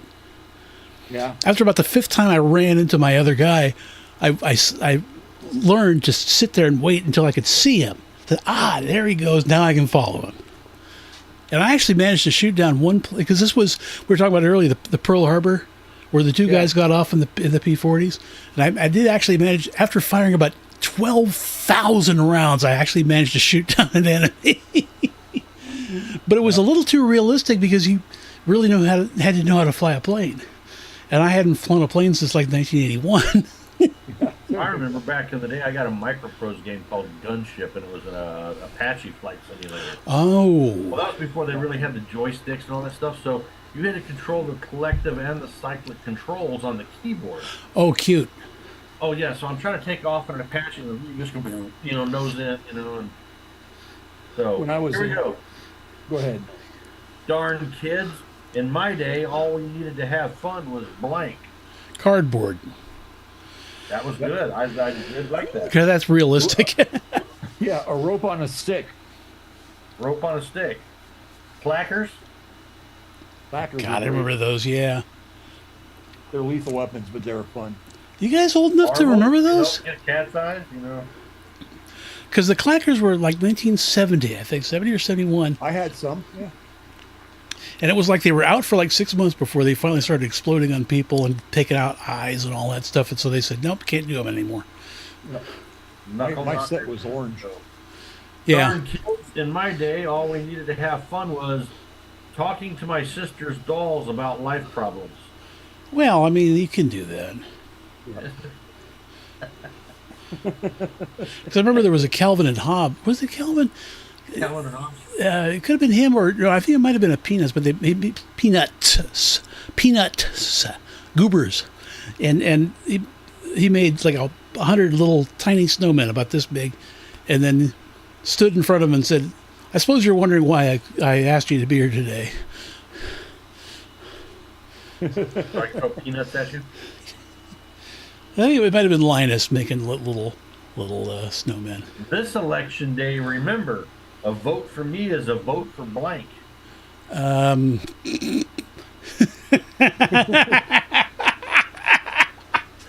Oh God, blank. Yeah, that's it. It's like vote for this guy or vote for that guy and get nothing. Yeah, vote for me. You know. Vote for nothing. I think,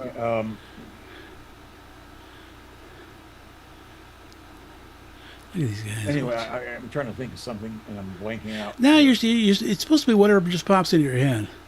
Okay. Geese. Hot dog simulator machine. There you go. Because Yeah. don't vote. It only encourages them.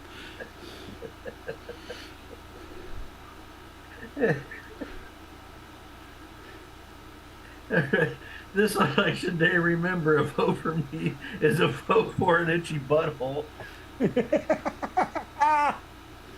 got to send that to How did I Biden. walk in? You know that's what's interesting is I have itchy hands and I don't have any hand lotion, and my hands itch like a son of a bitch. I don't know why. I read a question that says, this election day, remember, a vote for me is a vote for blank. Yeah, And it's itchy butthole. An itchy butthole. there's a lot of truth to that. This is the family edition. Yeah, Yes. yeah. An itchy booty, itchy booty. Speaking of which, so I guess a week ago on a Friday show at my theater, it wasn't the play I was doing because we're not ready yet, but there was some play, and these two women in the front row wouldn't stop yapping through the whole play. Stop yapping. They were getting so obnoxious that finally, I guess Greg or Jill had to go up and ask them to please be quiet, and they wouldn't. They just became louder and louder, and finally they were asked to leave. And then all hell broke loose, and they had. I think Greg had like pulled them out by the hair or something. It was a big bunch of commotion. Ooh. Where did they think they were at? Were they drinking too much canyon wine or what? I don't know what the hell. Well, you know they do serve stuff at the play, and I guess that hasn't. But you know they said that there's a very very short list of people that they won't allow into the building anymore. That they were added to it. But most people behave themselves. Some people are. You would think so. If you got to go out of your way to go to a place, buy tickets, and do all that shit, and then you get there and you be a jackass. And her mother was there, and her mother, I guess, missed it or something and was looking for her phone, and Greg was being a nice guy trying to find this phone, and we found out who it was. He's like, get the hell out of here. And it was bad. One of the guys said he'd never seen Greg never gets mad, and he said he'd never seen him so pissed off. Because movies are one thing. I mean, people can think, because they're used to being at home watching TV and just yelling at the screen and yelling at each other and throwing shit around. And they don't realize that you're with other people. But a play?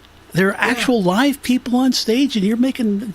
Yep. And I know, throwing right? them off. And it's kind of reminds me of when I was in Camelot. The guy that played King Arthur, I won't mention names, because he's kind of a friend. I like. But so when we did Spamalot, what happens is we'll have a day where we're doing either a dress rehearsal or what have you, and there'll be somebody in the audience in the front row with a good camera, and they're just taking pictures of everybody doing the play, and it ends up being promotional shots. And we had them for Camelot. We had a few good ones. I used one for my cover photo, but so Spamalot came by, and this girl's there doing this, but that guy that played Arthur in the previous play, he's joking with her the entire time, and she's too busy laughing and whatever the whole damn performance. So guess what? We did not get one photo of the entire play, and that was why, because he just kept ribbing her the whole time. And it's like, well, she shouldn't be allowed to ever do that again. You know? Yep. There was a It comedian. kind of pissed me off. We didn't get one picture of that whole gosh damn play that I hated doing. It's like we didn't even get any good pictures from it. There was a comedian I was watching on YouTube this week, and he had a problem with this girl who kept talking. And he had to explain to her, he goes, first of all, this isn't about you. You're supposed to sit here and listen. That's what you paid for. And you're interrupting me constantly. And these other people paid for it to come hear me talk, not you.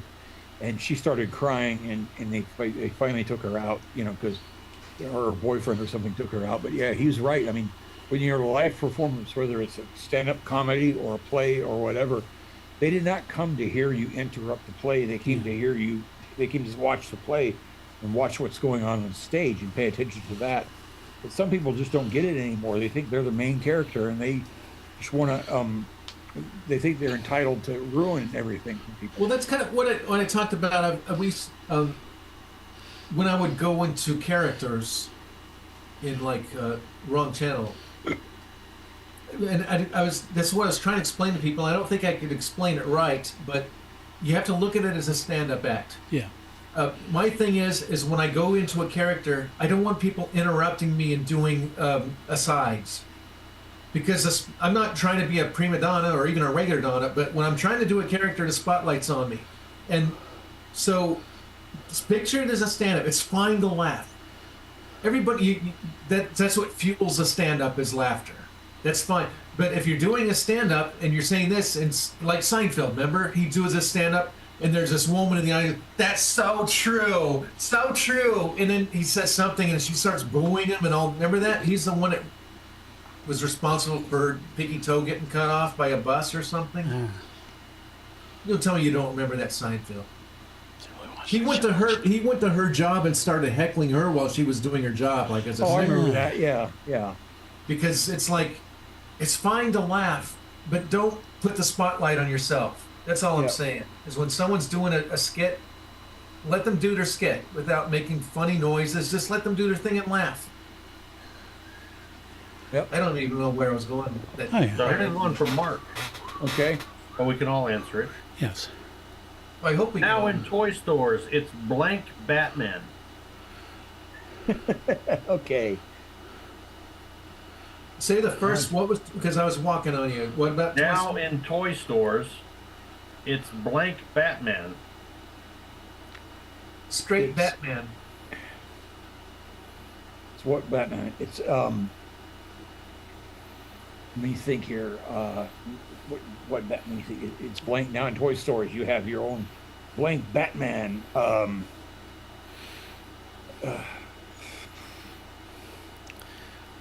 You have your let me see what would Batman do? It's Half shark, half pirate Batman.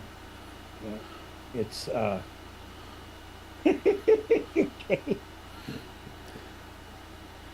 it's bondage Batman There you go. Bondage Batman. Drunk with a ball Batman. gag, included with a ball gag, a whip. You didn't let Tony go. Drunk Drunk Batman. Batman. Drunk Batman. I like See, Pup, what you're doing is you're thinking about it. Don't. Okay, Just I'm let it sorry. pop into your head. Look, I came out with two of them that were duds, but I Yeah. at least came out with something without thinking about it. Yeah. I'm so So now sorry. in toy stores, it's wearing a wig and high heels Batman. Yeah. Okay. See, that's what happens when you think about it. Yeah, you come up with that card. you lose that one, Gotcha.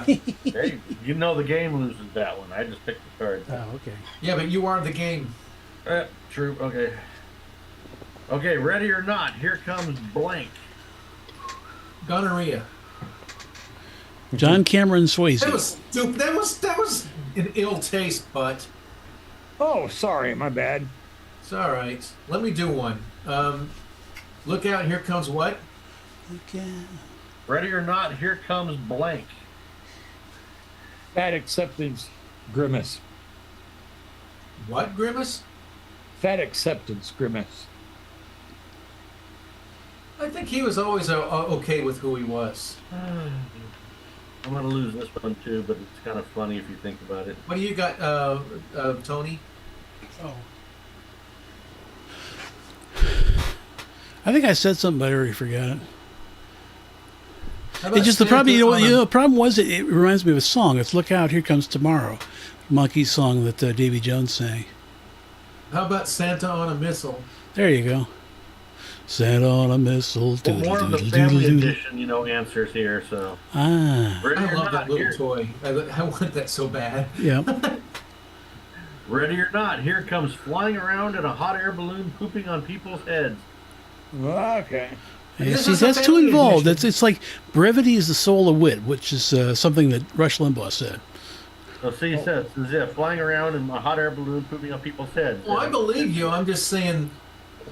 What did they do? Did they say did they go through all of their crass cards and say which one of these is less crass than the other? And they put them in the Probably family most because likely. they certainly didn't think of these for kids, right? No. Yep. What you got next? Bow wow wow. I'm a big smelly dog and I love blank. Shit. I love humping legs. How about you? Hey, I'm good with it. So can I do what do you got, Plutt? No, I just said he asked the question, I'm a big smelly dog, what do I like to do? And I said humping legs. And I love humping legs. See? Oh, I've hi, got- Mr. Noisy.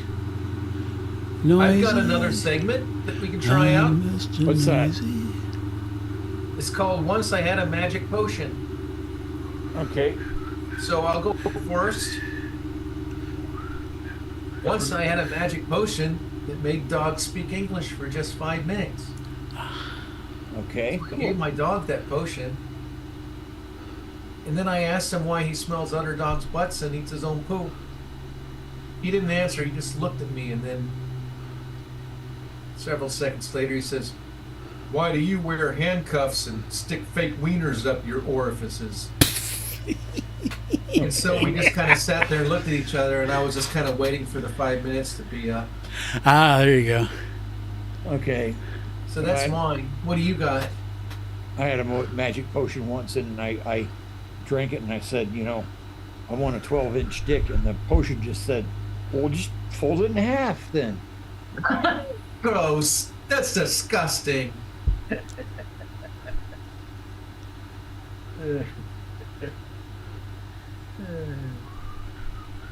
What do you guys got? Oh, nothing. I once had a note. Listen. I once had a note.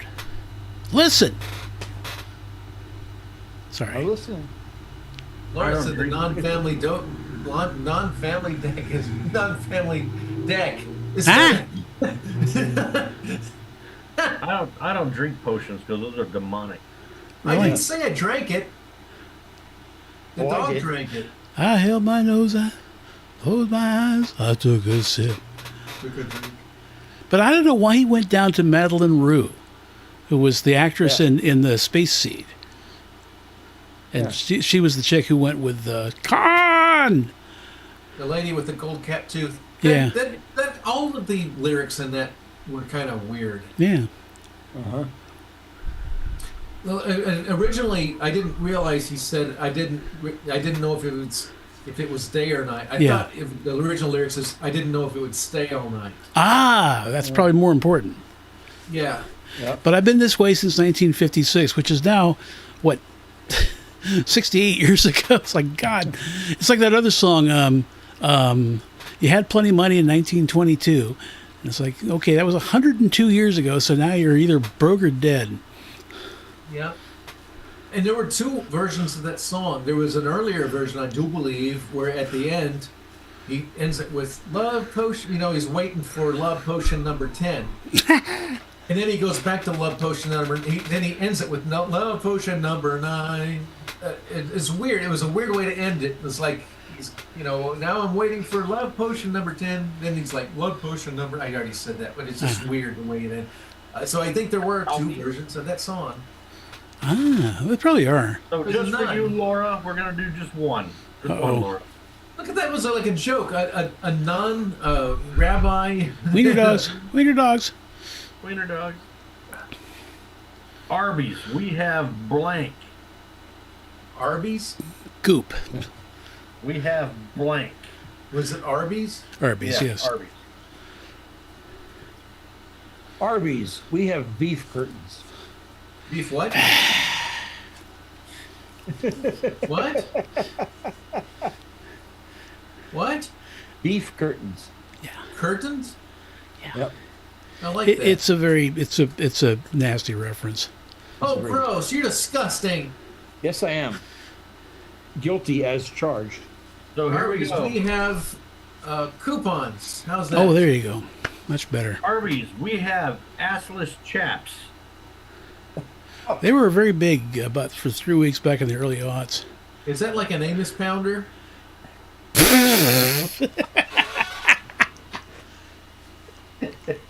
That's Sneak no- peek from sneak peek from the new film. Easy From for the you new to say. film. That was good, Timmy. Yep. That's funny. That whole calling the booty hole Angus came from my weightlifting form from this. They started calling it. They started out they See, started this that- guy's a gangster. He's a smuggler. Yep. He's Han Solo.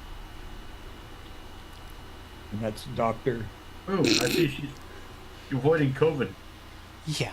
Dr. Omega from Star Trek. Oh yeah, that's it. There you go. Dr. You got to Omega massage your propeller. Yep, you got Yes, to massage so they it and work grease it. properly, you know. Yep. Hey, I've got a new segment. Uh-oh. Things to say to strangers. Okay. If you're like at church or somebody, and there's somebody you don't know real well, and they say, it's a beautiful day, isn't it? Just say, my butthole would disagree. Okay. You ever I'm gonna notice take a Timmy shot. is Timmy is obsessed with buttholes?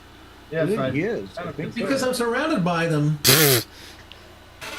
That's your problem. Why do you do that? Because I liked being with you guys, even though you're buttholes. Yeah, okay. No. I think you got the wrong idea. I just think mentioning buttholes can light up people's day. That's all. Okay. Light up people's day. Like a warm, fuzzy. Yeah, there you go. There you go.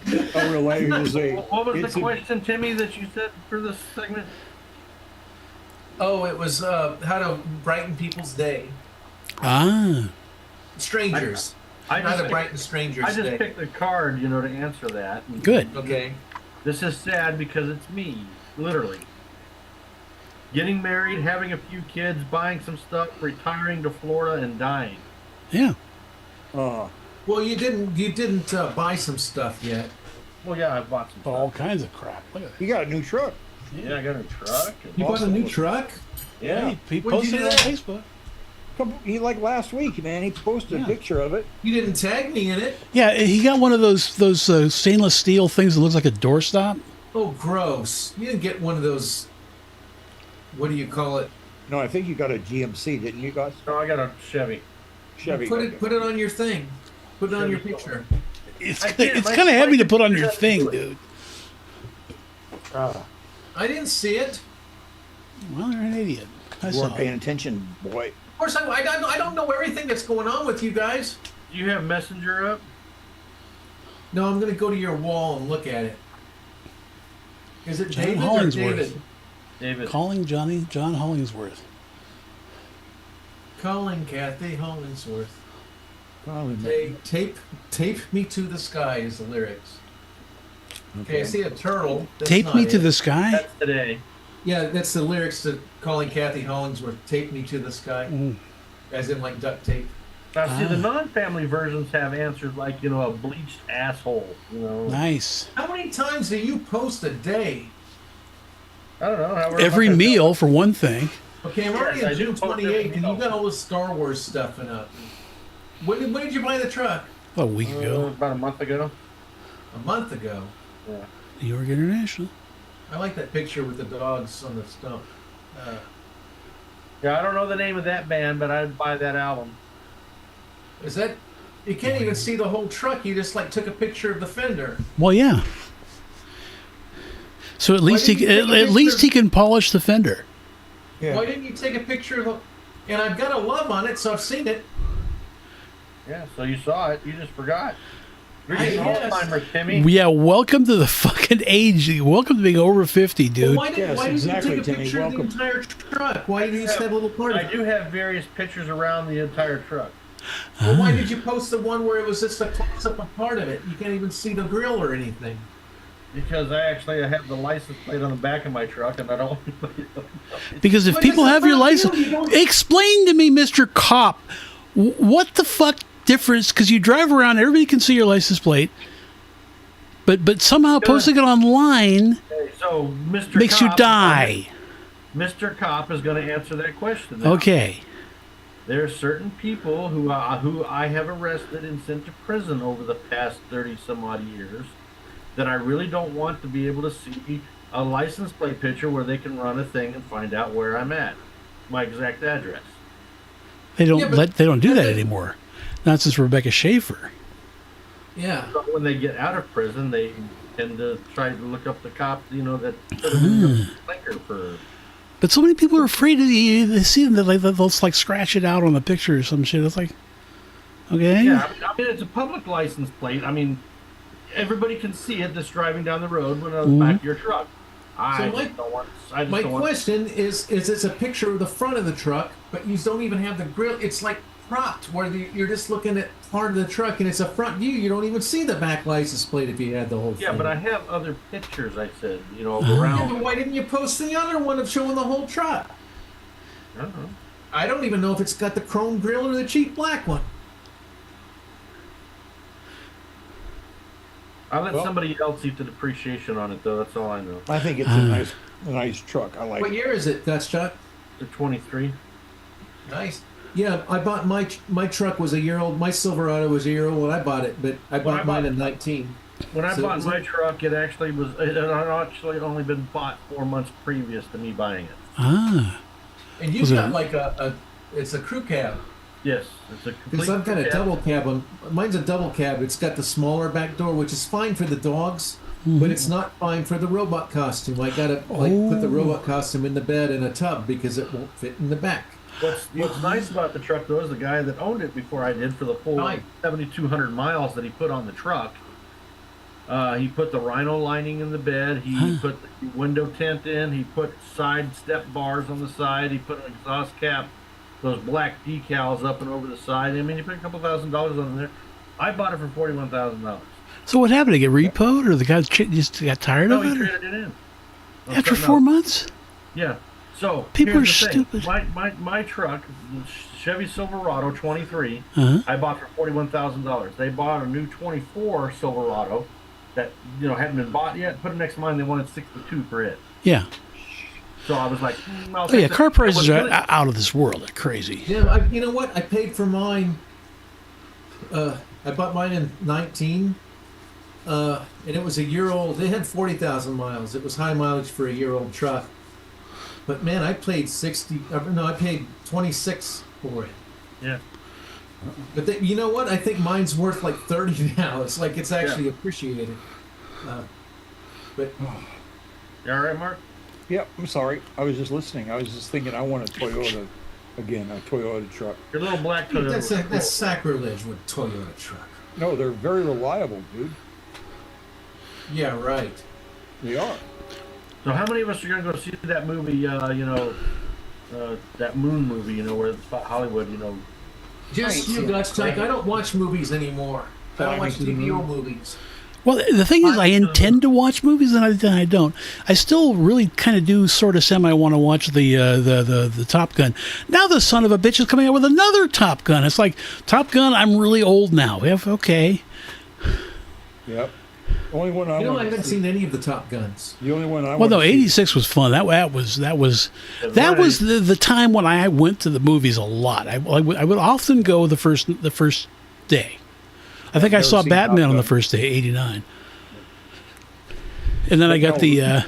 the VHS of Top Gun that had a commercial, because VHS tapes up to that point cost like $80 or $60. Yeah. And this one, it was only $24 because it had a commercial at the beginning.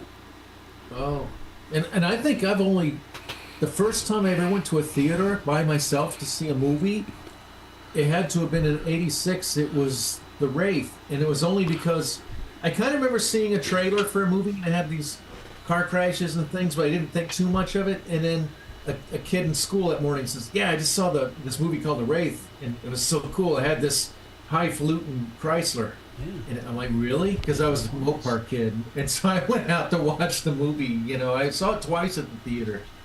So I that actually same saw the original Top Gun like a month and a half, maybe 2 months before it actually was released in theaters. Really? And we wanted. because he was on the casting couch. Jackie and I both went to it, and they actually had us fill out surveys after the movie because I guess it was a focus thing for the movie or something like that. But we won tickets on Kim Radio, KIMN, I remember that. and we used the tickets. We went to the movie on like a Friday or Saturday night. But yeah, they had us fill out like a 2 or 3 page questionnaire after the movie. Oh, gross! I wouldn't have even watched it then. No, that's funny. It just occurred to me. All my best movie experiences included Mark Gottschalk that I've ever had. Yes. Yeah, Indiana Jones and the Temple of Doom. Temple of Doom, yeah. Aliens. Indiana Jones and the Temple of Doom.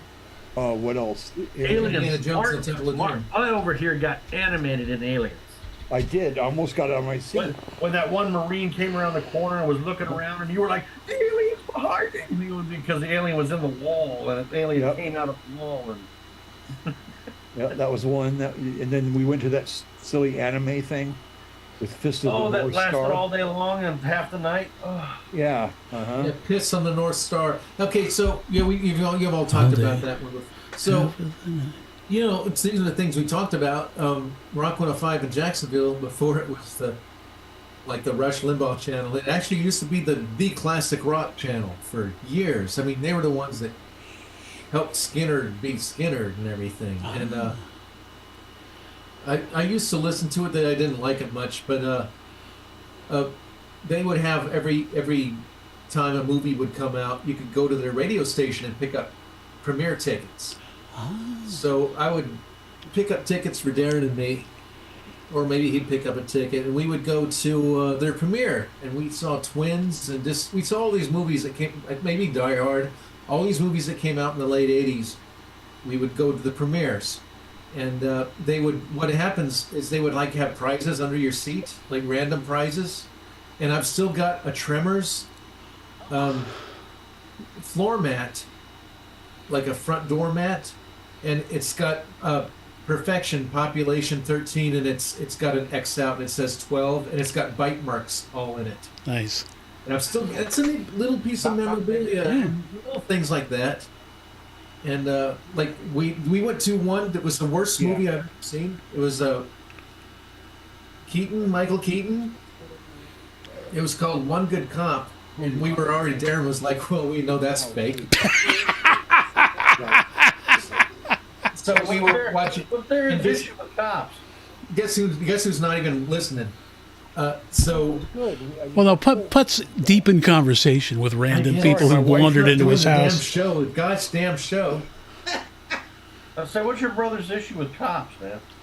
Well, Putt's not even listening. Do I have to go through this whole story again? Yeah, No, I'm fine. I had to talk to my wife for a second. don't do that. We went to a premiere that Wives should be seen and not heard. That's true. We got premiere movie tickets, and we were at this. They put prizes under your seat and things, and I don't want to go into my Tremors prize again. Well, you said it had bite marks. Yeah, okay, so you got that. So we were at this one Michael Keaton movie called One Good Cop, and Darren said, "Well, already it's fake," and so they got this DJ or whatever announcing and says, "Everybody give I won a contest. Who can do the best imitation of a cop? And I think Darren said, I don't know if he got up and said it or he just said it to me. Do I have to pay for these donuts? That was his. That's good. So we watched this movie, this Michael Keaton movie that was the most boring movie I had ever. That's why you don't hear of it. It started off with this fight in an elevator where it sounded like every time they punched, it was like jet planes crashing, you know, like they do in Hollywood, which was kind of cool. It's like, ooh, that was a good fight scene. What do you got? And the rest of it was him doing a custody battle of his kid. It was like Kramer versus Kramer, only more boring. It was like the boring script that they threw out.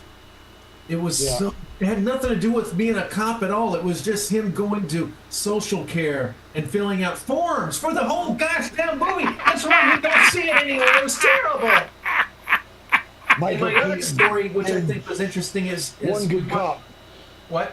Yes, I'm listening to you. I'm saying, Michael Keaton, One Good Cop.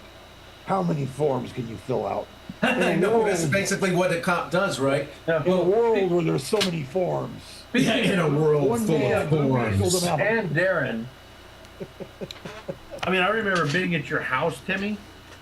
On numerous occasions, we'd be there like 8:30, 9 o'clock at night in your brother's room. You know, when he had that big wood, you know, desk built up. With Yeah, the stereo. secretary. Yeah. And we'd all be standing there listening to music, and all of a sudden he'd get up and go, "Okay, I'm going to a movie now. Bye." And you'd be like, "Okay." Bastard. At least he didn't have you rebuilding his closet and his toilet and shit. That secretary gives me bad memories because it was my dad's and it had his fire department stickers on it and stuff. I loved it. It's in fact it's in my 3D model of in the film. But what happened was evidently he had it in Grandma Catherine's basement, and when we were moving everything out, he paid Gracie and Josh to clean out the basement. Paid them like $100 each or something. And I go down in the basement, and what happened is they didn't pull the secretary desk. They left everything but it. And Darren had the cabinet, the glass doors for this. They had my dad's fire department stickers, and he threw them in the dumpster because he didn't think he had the desk. Why would he think he doesn't have the desk anymore? I don't get it. But there was this misunderstanding, and I told them, what the hell? I mean, he paid you guys to get the stuff out, and you left the desk down there. He threw away the doors, and they're too far down the dumpster for him to dig. And that meant a lot. And she cried to him and everything, and said she was sorry, and he forgave her and everything. But I'm just like, shit. I mean, it's like, why didn't you tell me? Just tell me. I would have got the desk out for you. You know, he paid you to do this shit. It's just, that desk brings back bad memories for that one purpose, because it was sentimental, and I wish I had it. I wish he had it. I wish it was my dad's, you know? Okay, when I visited him in Jacksonville, he had that entertainment center and that mobile home that weighed more than the mobile home did. Well, that could burn in hell, that thing. No, I'm just kidding. I don't have sentimental things about that. I was sentimental about my dad's. Because my cousin, not to get off track, my cousin Tammy, when I was out there this last time, she says, and you probably noticed this from my childhood posts I put on Facebook. She says, when you lived in Kansas City before the divorce, every picture you were smiling ear to ear. And she said after the divorce and you were in Colorado, you just like almost never smiled in any of your pictures. And I'm like, it's true. And it was her that brought it out. It's like I didn't really think about that, but that was the story of my life. Well, I never smile in my pictures unless I don't know they're taking a picture, and I'm laughing at something else. Oh, I was a ham. I was totally. I mean, I can go, hi, I'm smiling. It's like when I was 5 years old. I was a cute kid when I was 5. But when I moved to Colorado and my soul was destroyed, I didn't. Smiling was the last thing I ever wanted to do. Well, put it this way, Timmy. I know you hate Colorado. But me and Putt would not be on this show right now if it were not for Colorado. Right. See, that's why he hates it. Yeah, that's why. Okay, so not to make sense. So It's okay. The sad thing is, things you guys used to do. The things you guys used to do to me. what? That Bible thing that was called Deuteronomy. It was actually It was actually what you do to me was the original. title of it. You know? See, there's me. You never see me smiling. Nope. There you go. You're marching with your gun. We're recreating, the Andy Griffith show there. Yep. So why does Tony never smile in his pictures, but his dad is the only one smiling? He's got this like shit-eating grin, like he's up to something in every single post. I bet it is. Yeah. He is. Maybe that's what Tony didn't smile yet, because he didn't have people to screw with yet. Well, I you have guess. you Well, the have thing is, Julian my Assange. my dad was like he was the ladies' man. The women loved him. They can't stand me. So what's up with that shirt? It's like it's 1968 or something. Yeah, it's about yeah. 1967 or 68. Yeah, Tony, you just. Yeah, need my to get trigger swag. discipline's all to hell. I'm sorry about that. I have a pretty Not as good bad leather as this shirt. guy, though. No, Is that Mark Tony. Hamill? Yeah, that's No, Mark Hamill. What the hell happened to Mark Hamill? It's like he looked like he was 80 years old in like 1979. Well, yeah, he was in a car accident. It fucked his face Yeah. up. You So fucking what? felt so bad. Okay, That's Tim. why at the beginning of The Empire Strikes Back, when you first see Mark Hamill, he's got the snow gear on, and that's why they had the Wampa attack him. And Ah, But his But face that's up, what yeah. I thought. That's So what that caused it, was the Wampa attack. Them. good old Wampa. Yeah. Well, he was supposed to be the star of Eight Is Enough, or he was at least going to be one of the kids, and he screwed it up by falling out of his car and shit. taking that damn job in Star Wars, shit. Yeah, No, he fell out of his car after Star Wars. yeah, it was in an accident. Yeah, Eight Is Enough was after Star Wars, believe it or not. But he was hanging out with Annie Potts She's cute. back Who? then, especially. Yeah. Until he fucked his face up, then he couldn't get laid and even buy a yak with a dildo. What the hell are you there? See, now it's because I'm like doing stuff. Yeah, you're smiling. Or are you pretending to do stuff for the camera? I wasn't as good an actor back then. I was. And that car with the funky wait, hi, tail light. Wendy. Yes. Sorry, I just said hi, Wendy. I didn't, Oh, okay. I thought you were asking a serious Yeah, question hello, about Wendy. serious people. well, Wendy's a serious people to me. I saw you, Wendy, on a video.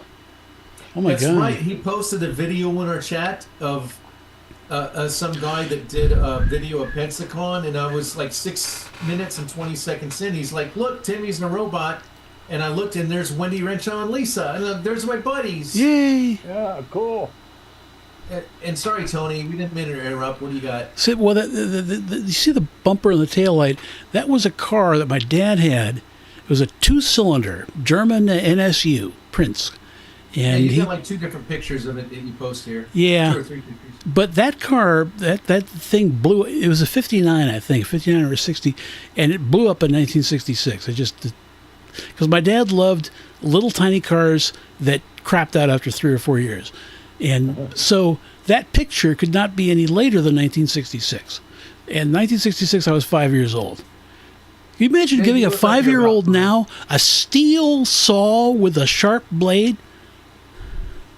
Oh, So that was actually cutting wood. It wasn't just fooling around. It wasn't play school. Yeah, I remember one of those things. But I was 5. Would you give a 5-year-old? Back then, nobody thought anything of it. Yep. Hell, back then they gave 5-year-olds chemistry sets. What the hell are you talking Oh, about? yeah, I had one of those too, and I blew up my desk with it. And they gave you know like what? 22 rifles and shit. It was like fine. It was Yeah. like people were like not nuts. Yeah, well, you know what?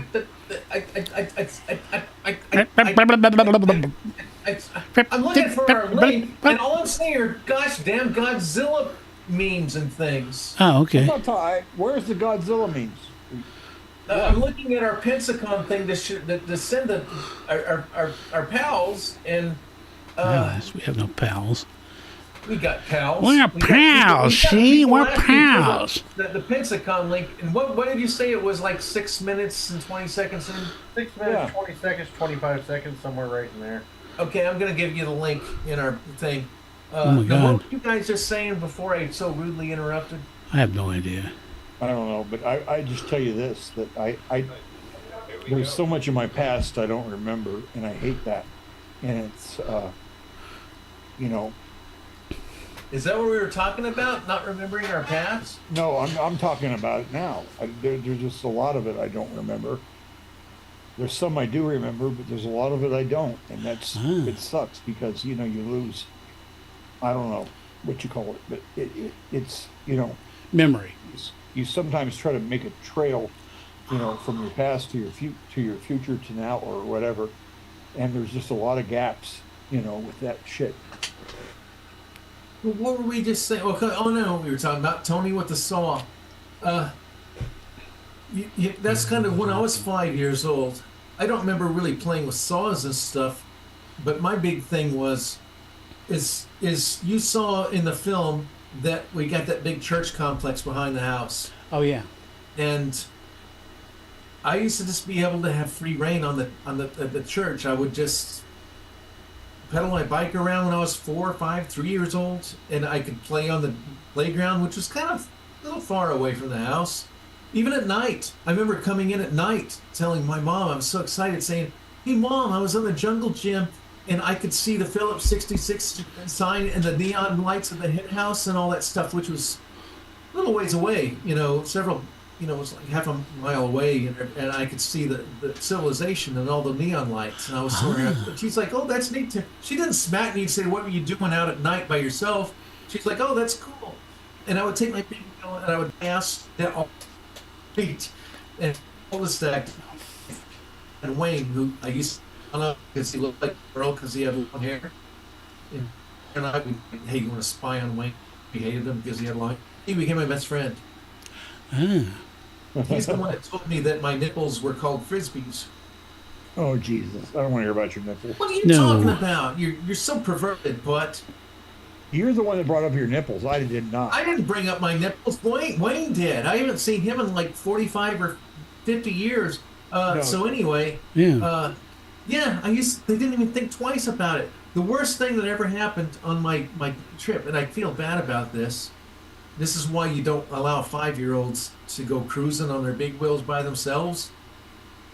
Is I had a big, like a spray bottle gun full of grape Kool-Aid, and there were people that I was passing by. He was like watering his grass with his wife, and I start spraying him with it. He's like, "Oh, don't do that." And I start spraying the guy with my grape Kool-Aid.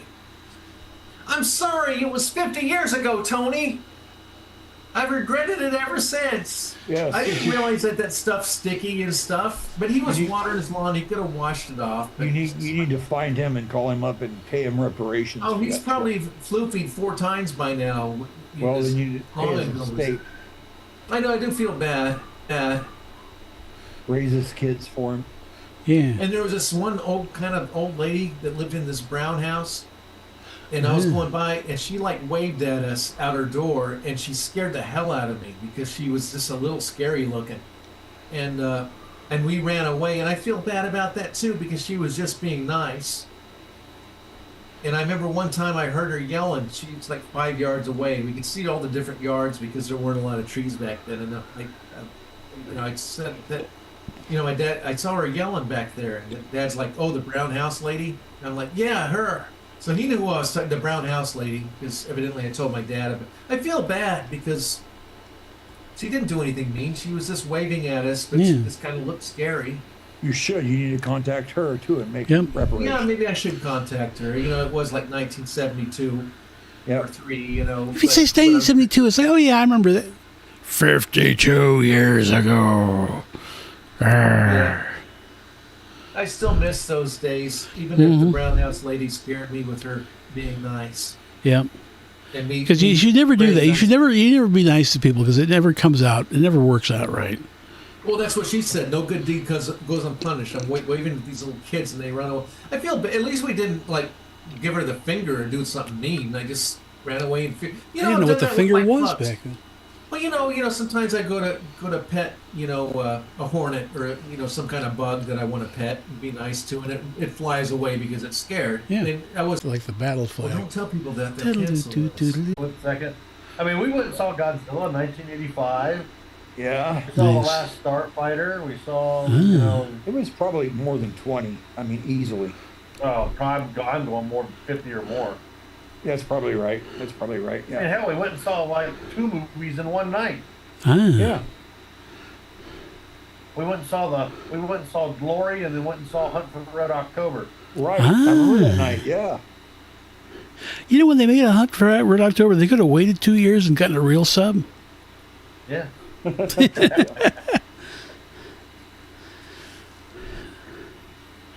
Okay, so you guys see me. I guess the people. Yeah, okay. It didn't screw up the shit. Well, I hope it didn't screw up the shit. Because I have my phone tethering on as a backup, and that's what I'm on right now. Which is probably a better connection than my damn cable internet anyway. Well, after next month, you know, you can upgrade your internet. So. Oh, Lord. Long time coming. Yeah. Well, I'm gonna have to watch the spending because I really gotta start paying down credit cards and shit before I start having any fun. But anyhow, there was a time, wasn't very long ago, that on primetime television on a major network, there was a TV show that featured a car with a Confederate battle flag on the roof and a horn that played da da da da da da da da da da da da da da da. Dukes of Hazzard. Yes. And it wasn't that long ago. No. What, the show went off in, 83 or 84, right? I don't know. It kind of dragged on for a while because remember they had Coy and Vance for about 5 minutes, and then for some reason Roscoe Coltrane took off, and they had Dick Sargent of all people playing like the guest sheriff. Really? Yeah. And they had a It went off the same time as Happy Days did. Like, yeah. Then they had the Enos spinoff. I remember that. I saw every episode of that, all 4. And they sent him off to Los Angeles. Wasn't he like an LA police officer? Yeah. And he had the Chevelle. He had a Chevelle, and it had a velocity stack just tacked to the hood. It wasn't even part of the engine or anything. It was just tacked to the hood. It's funny as hell. And then that crashed and burned. Yeah, it was like a 69 or whatever. But that show crashed and burned. And instead of pulling a ropers and just letting him twist in the wind, they brought him back to Dukes of Hazzard. And see, I was hoping for a spinoff with Barbara Bach as a stripper, Yeah. That would have been great. Yeah. No, she had to wear leggings. It was never her real legs. Yeah, she had pantyhose on because they grandma- figured it was going to be too obscene for her, not to. Who cares? Who knows? Somehow it was considered But my naughty. grandma got so mad about them. She really felt bad for Coy and Vance because she used to watch those entertainment shows, and I guess she knew how they took the Duke boys quit because of money The reasons, usual. and Coy and Vance were brought in to take the place. And then, 2 weeks later, the original Duke boys, they reached a negotiation and they fired Coy, and she felt really bad for Coy. I kind of did. I kind of did too. Well, it wasn't Which their one fault. They just kind of got stuck in the middle of all that shit. Yeah, which is a shame because that would have been a pretty rosy gig to get. I would have liked to have been the car, but no, because they'd have wrecked me like every show. Well, sometimes they use miniatures. I've seen people have put up videos where they actually use miniatures, so that's encouraging. And as our long lost friend Steve Jarrett once said in the wrong channel when we talked about this very thing, he imitated Waylon Jennings going to a commercial break. They're going to need a lot of rubber glue to fix that one. Because they had model cars after a while. They had the General Lee jumping over the moon, over a silo, and all this stuff. Yeah. What were you going to say, Mark? I was saying, is it just me on my end? I can hear Tony just fine, but he's frozen. Yeah, it's my internet connection It's all shit. of us. I'm kind of using my phone tethering now. But it looks like if you look at the YouTube, if you Does look at that mean the, all of us on YouTube are being. it looks like it's all working. frozen on It looks like it's working. I see Okay. people moving.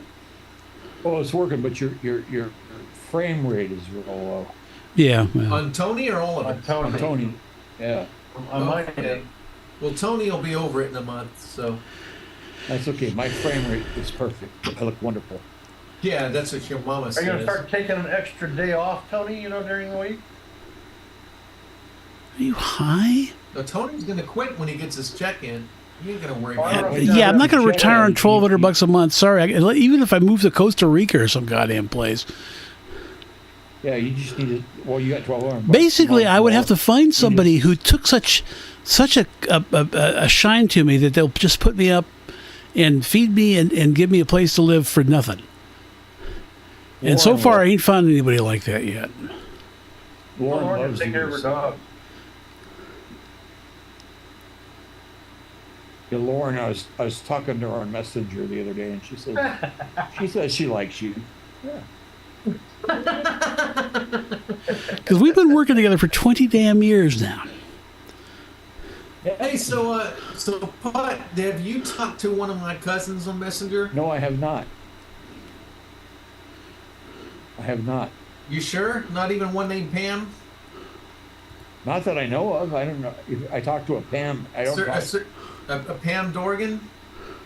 Not that I know of. I mean, I don't talk much on Messenger, but I don't know a Pam Dorgan. I don't know a Pam, period. Because my Pam Dorgan cousin said that Mark Putt would talk to her all the time and play games with her. And then Really? I'm like, "Are you sure that's Putt?" And then she said that he said this and that. I'm like, "Yep, that's Putt." I don't know anything wrong with it. I'm not putting you I'll on the have spot. to I'm double just curious. check because I had I thought you were going to say your younger cousin, Judy. You know who I'm talking about. Oh, Pam is the oldest. She's the one that's bedridden now. Okay. now see, I'll second Putt because I'll send him a question in Messenger that I need like an answer to, and he won't answer for like 5-6 days. So I'm sorry. Sometimes That's cool. I At don't least get you on- know who your cousins are. I have no Yeah. idea, A, how many cousins I have, B, any of their names. Yeah, the Well, only one it's like because I wasn't sure because she lived in a whole different town after the fire. So Okay. I don't know. I was like, I went all the way out there to visit her, and we just had the nicest visit. It was just so nice. Pam, I told you when she was younger, she looked just like Xena, Warrior Princess. Uh-huh. She had this kind of Hawaiian look to her. She, real pretty woman. And she would, when all the kids and Darren would pick on me and beat me up, she would take me aside and just kind of lay me on the bed and just tell me how, nice.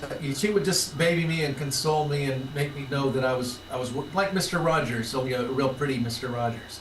Good. And she would just let me know that I am a special and that she loves me and I told her this time that I really appreciated that. And I think but she did talk about you, Putt, that you two were like chat buddies for a while and you'd play games and this and that. And I can't remember what, but the things that she said that you said, I'm like, yeah, that was Putt.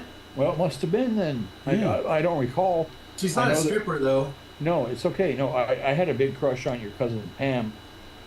Not Pam, Judy, the younger one. Who Yeah, didn't? but what? I said, who didn't? Yeah.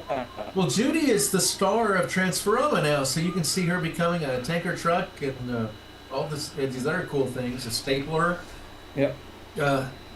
I mean, your cousin Judy would come and her sister or whatever would come visit you guys in Aurora, and we would all come over, and then Darren would usher us all out the door.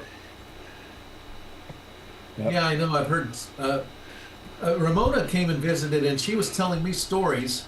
Ah. And my reaction to her, I don't want to get too deep into it, but yeah, she would say I would leave in disgust, just like go into the room and shake my head and leave. I'm like, I don't remember this, and she kind of assumes I blocked all that shit out of my head. Yeah, Judy, she said something that was kind of nice the other day. She called me when I was on my way home and was saying because she had so much fun doing the voices for the Transforma thing. Because she just gets mostly shit jobs and stuff. And she says, I wish we could have a job together where we're just in the studio doing this stuff all day. I'm waiting for my next voice job on your movie. Fish. What's that, your next what? I said I'm waiting for my next voice job on his movie. Did you Ah. like doing that so much that you wanted that another was fun. character? I had fun working out the dialogue with you, and Right, yeah. Right now, the only thing I can think of is I've got the scene with these eccentric, butthole, weirdo Hollywood people that are in the ballroom. I showed you last week. Remember, I showed you. Huh? Huh? He says you're talking about buttholes. Hollywood people. Were you in here last week, Gottschalk? No, I was in chat on Yeah. and off. Because this was some of the eccentric people that are going to be in the ballroom. You know, and so I've got one guy that's doing voices for them.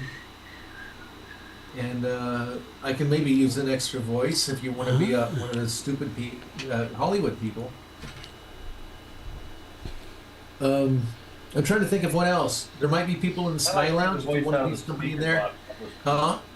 I said, I like being the voice out of the speaker box. That was cool. Well, that's fine. I like you being the voice out of the speaker box. Because every time I hear it, I'm like, that's my buddy Gottschalk. Yeah. I'm hearing myself. Yeah, so am I. I'm I not don't hearing hear it. anybody else. I just hear you. No, I heard you No, just. I just now, heard, yeah, I just heard me now. Okay, I'm going to mute for 5 seconds and I'm going to talk and tell me if you.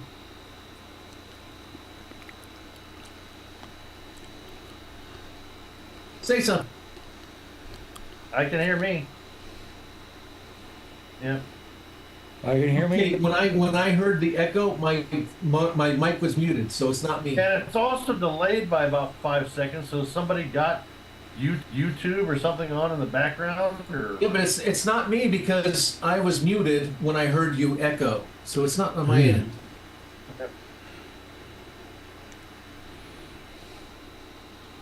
Mark But say Putnam is something. the only one that's not. Something. I'm here. Right. Oh, okay. Right. Are you watching us on YouTube? Yes. Well, turn down your YouTube volume, please. Okay. Stand by. Because I wouldn't actually. Put on your big girl now I hear panties. Mark Putt.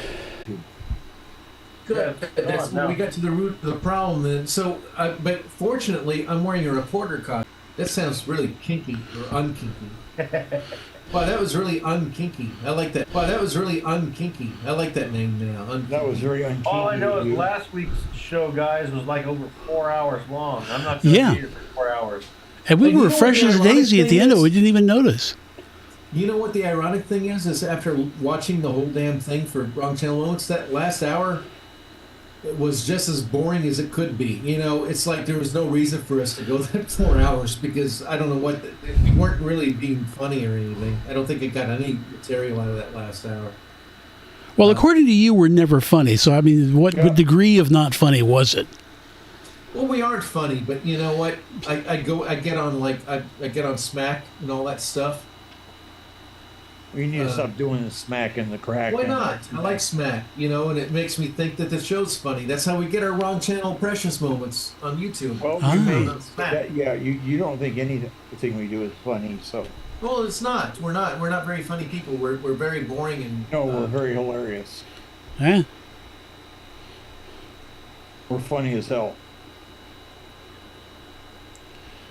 I didn't know hell was funny, but. Sorry, Oh, that that's was, a lot. That was a low blow. Well, the other phrase is funny as shit, which ain't. Well, sometimes it can be funny. Man, What? we're so funny it's not even funny. Yeah.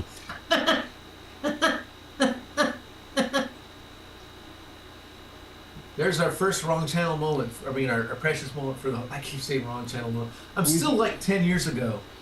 I know we still had a lot of funny stuff in this show so far. Yeah. That's not the first one. I kid. Tony kids. I don't hate everything we did.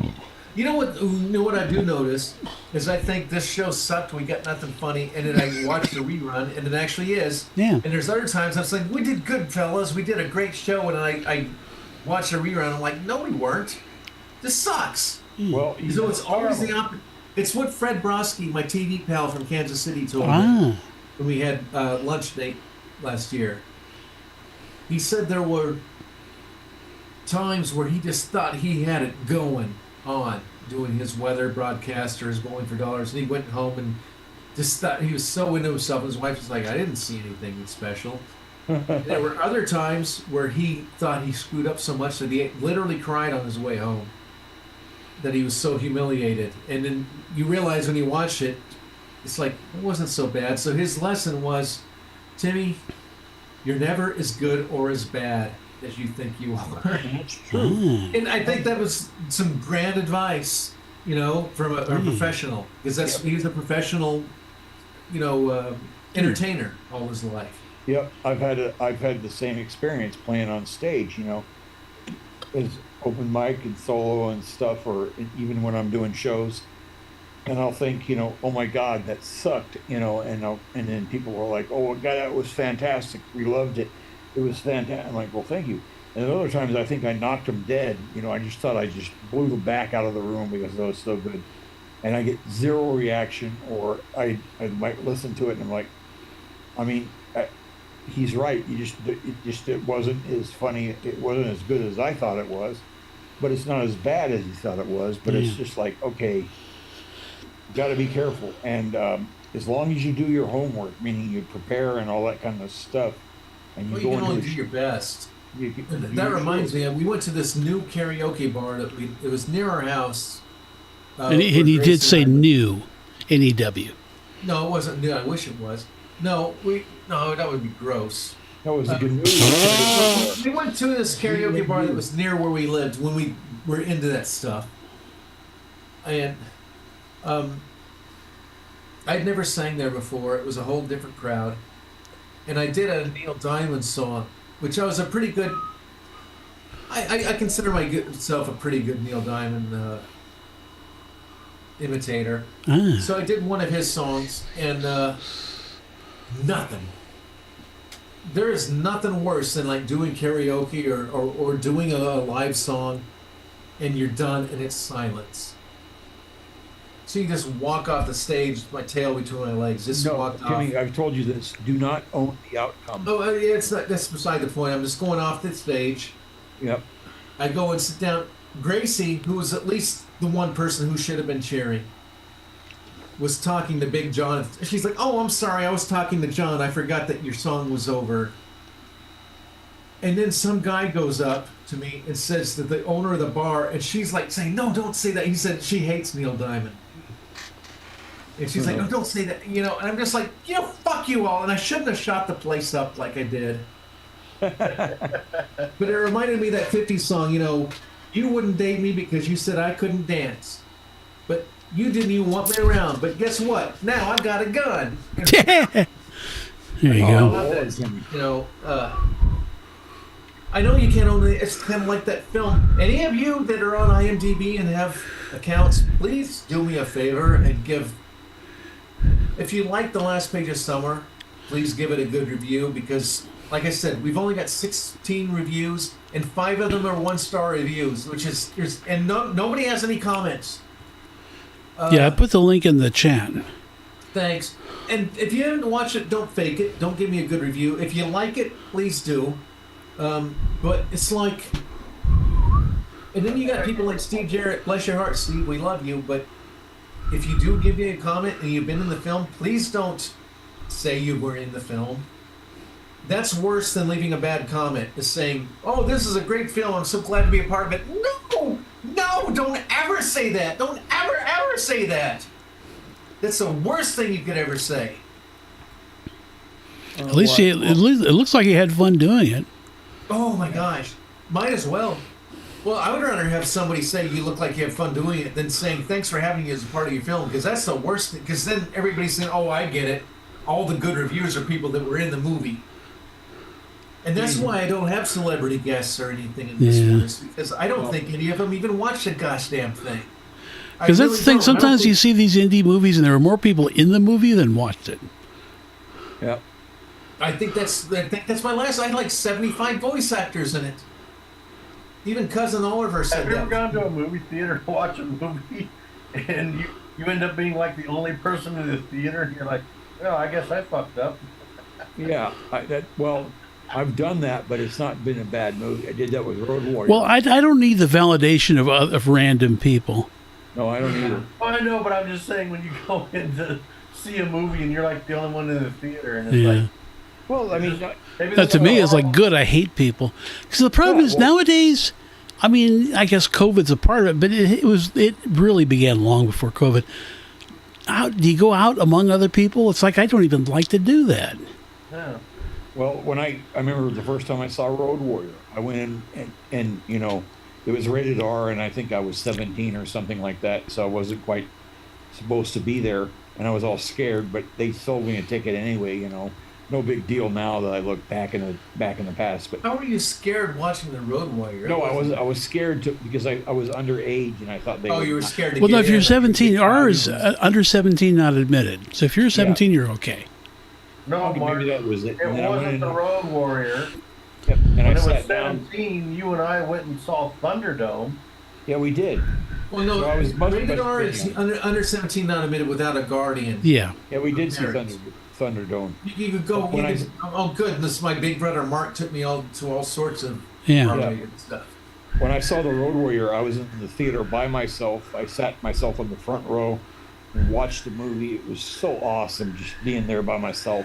And the movie's a great movie, as we all know. yeah. It's one of the best movies ever made. It's And the best Road Warrior one ever.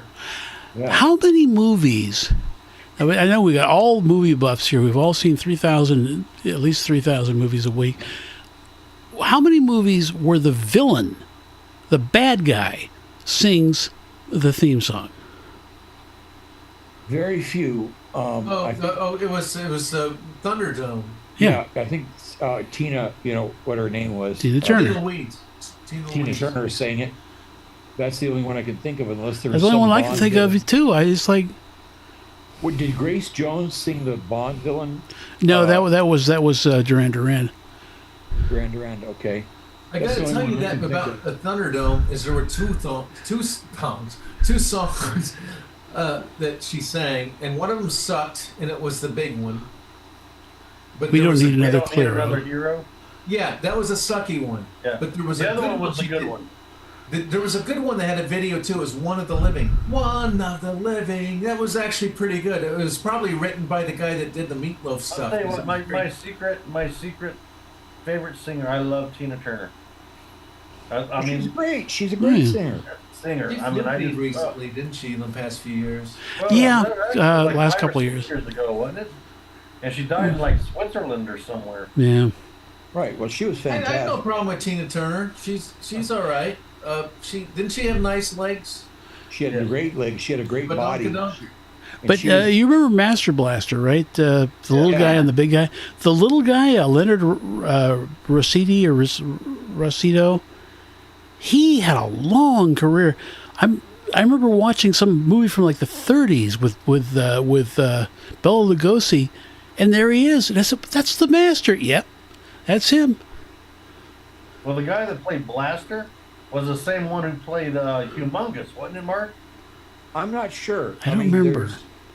I'm really not sure if that was the same guy. I have to. I had a problem with them taking the gyro captain and putting him in the new one and making him a different person. Yeah.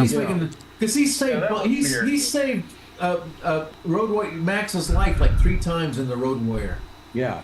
As much of an asshole as he was, he really redeemed himself. It was really neat. It was Yeah, a neat. I don't know why they did that, because I mean, Bruce Spence is a good actor, and they should have just kept him as the same character. You They know, kept that him would as the have same character. Come on. nice continuity. You know, that would Really be great. bizarre. And also, He's also terrifying in Lord of the Rings. Yeah. If you watch the expanded version of Lord of the Rings, Bruce Spence, the gyro captain, plays the mouth of Sauron, and he is Ah, Yes. scary as hell when he does that. that's weird. You can play a mouse and be really scary.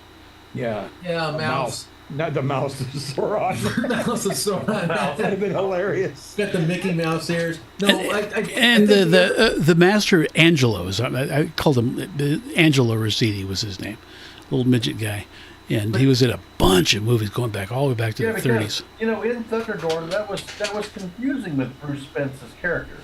Yeah, it was. they should have done it that way. And Tony, I saw the Thunderdome when I was in Long Beach that 2 weeks. That was the movie we saw. And We were probably it in the was same very theater. Grand, what? We were probably in the same theater. Probably, and it was very grandiose. The movie. It was like because we were Road Warrior fans, but it was just so. It was so operatic and weird and the grandiose. And then this like the second half of the film, or the second act was like a Cocoa Puffs commercial with all the kids and stuff. It was really weird. It was the whole movie was. We came out of it not really being pumped up. It was, we didn't want our money back, but it was just like wasn't as good as the one we're used to seeing. It was all right. Yeah, but also, my take on it is from the original Mad Max to Road Warrior. It was almost like two different movies. It was almost like a different thing. It was supposed to be originally. Because, I understand in the original Mad Max that Russia and the United States nuked each other, but Australia was kind of kept out of it. Yep. But they were still kind of suffering from it. But then Road Warrior was like Australia got obliterated and everybody right. was, it was like, and nobody could tell the difference. In Mad Max, they didn't really it could have just been a political like it is here. Coming in the States Because there was still civilization. There was still the chick with the weird eye makeup singing songs, and they were still driving around in their fucking little ute with the camper cap on the back and getting restaurants were open on the side of the road. Yeah. It wasn't necessarily nuclear war. It was just kind of the deterioration of civil. And I thought that woman was the ugliest thing ever. But then I saw pictures of her now, from then, seeing it again because I had to look it up because people were talking. And she wasn't that bad as I remembered it. Well, but she just had weird makeup on. I guess what happened with Mad Max was they made Mad Max, and then they were trying to do a movie of Damnation Alley. Right. A sequel to it, right? Right, as a sequel, not necessarily to Mad Max. They were just trying to do a Damnation Alley sequel. And they were looking over it, and it was like, okay, this isn't going to work. And then somebody came up with the idea, let's, probably, I don't know, George Miller or whoever, and said, let's do it as a sequel to Mad Max. And so they wrote it that way, and it worked. So my $1 million question was Damnation Alley an Australian flick?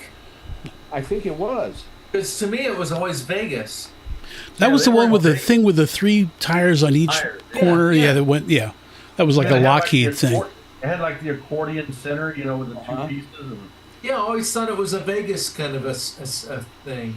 No, they were in America. Movie, but from what I've understood is 20th Century Fox, I guess, that they put all their eggs in that basket and didn't give any eggs to Star Wars. They didn't believe in Star Wars. They believed in Damnation Alley, and that's what they put all their stuff on. We saw both of them that summer.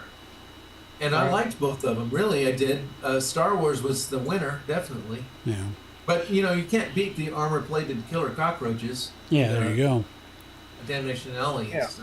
It was a good movie, and they were going to do that sequel, and they ended up, they switched it to Mad Max, and the rest is history. Yeah. You know what I mean? Well, that's interesting when they take a script, like the script for True Lies was originally supposed to be a James Bond movie. Oh, wow. Really? Wow. It would have worked. But, I'd like to have seen that as a James Bond movie. Well, I still think True Lies is the best action movie ever made. And Gottschalk, you might not appreciate it, but you'll get the reference. That Dale Workman that you roomed with for a little bit. Yes. We were talking because we were schoolmates together. We were friends, and we were talking about Damnation Alley. He's like, those nuclear blasts at the beginning. They were all different views of the Hiroshima. And I was like, no, they weren't. They were test footage.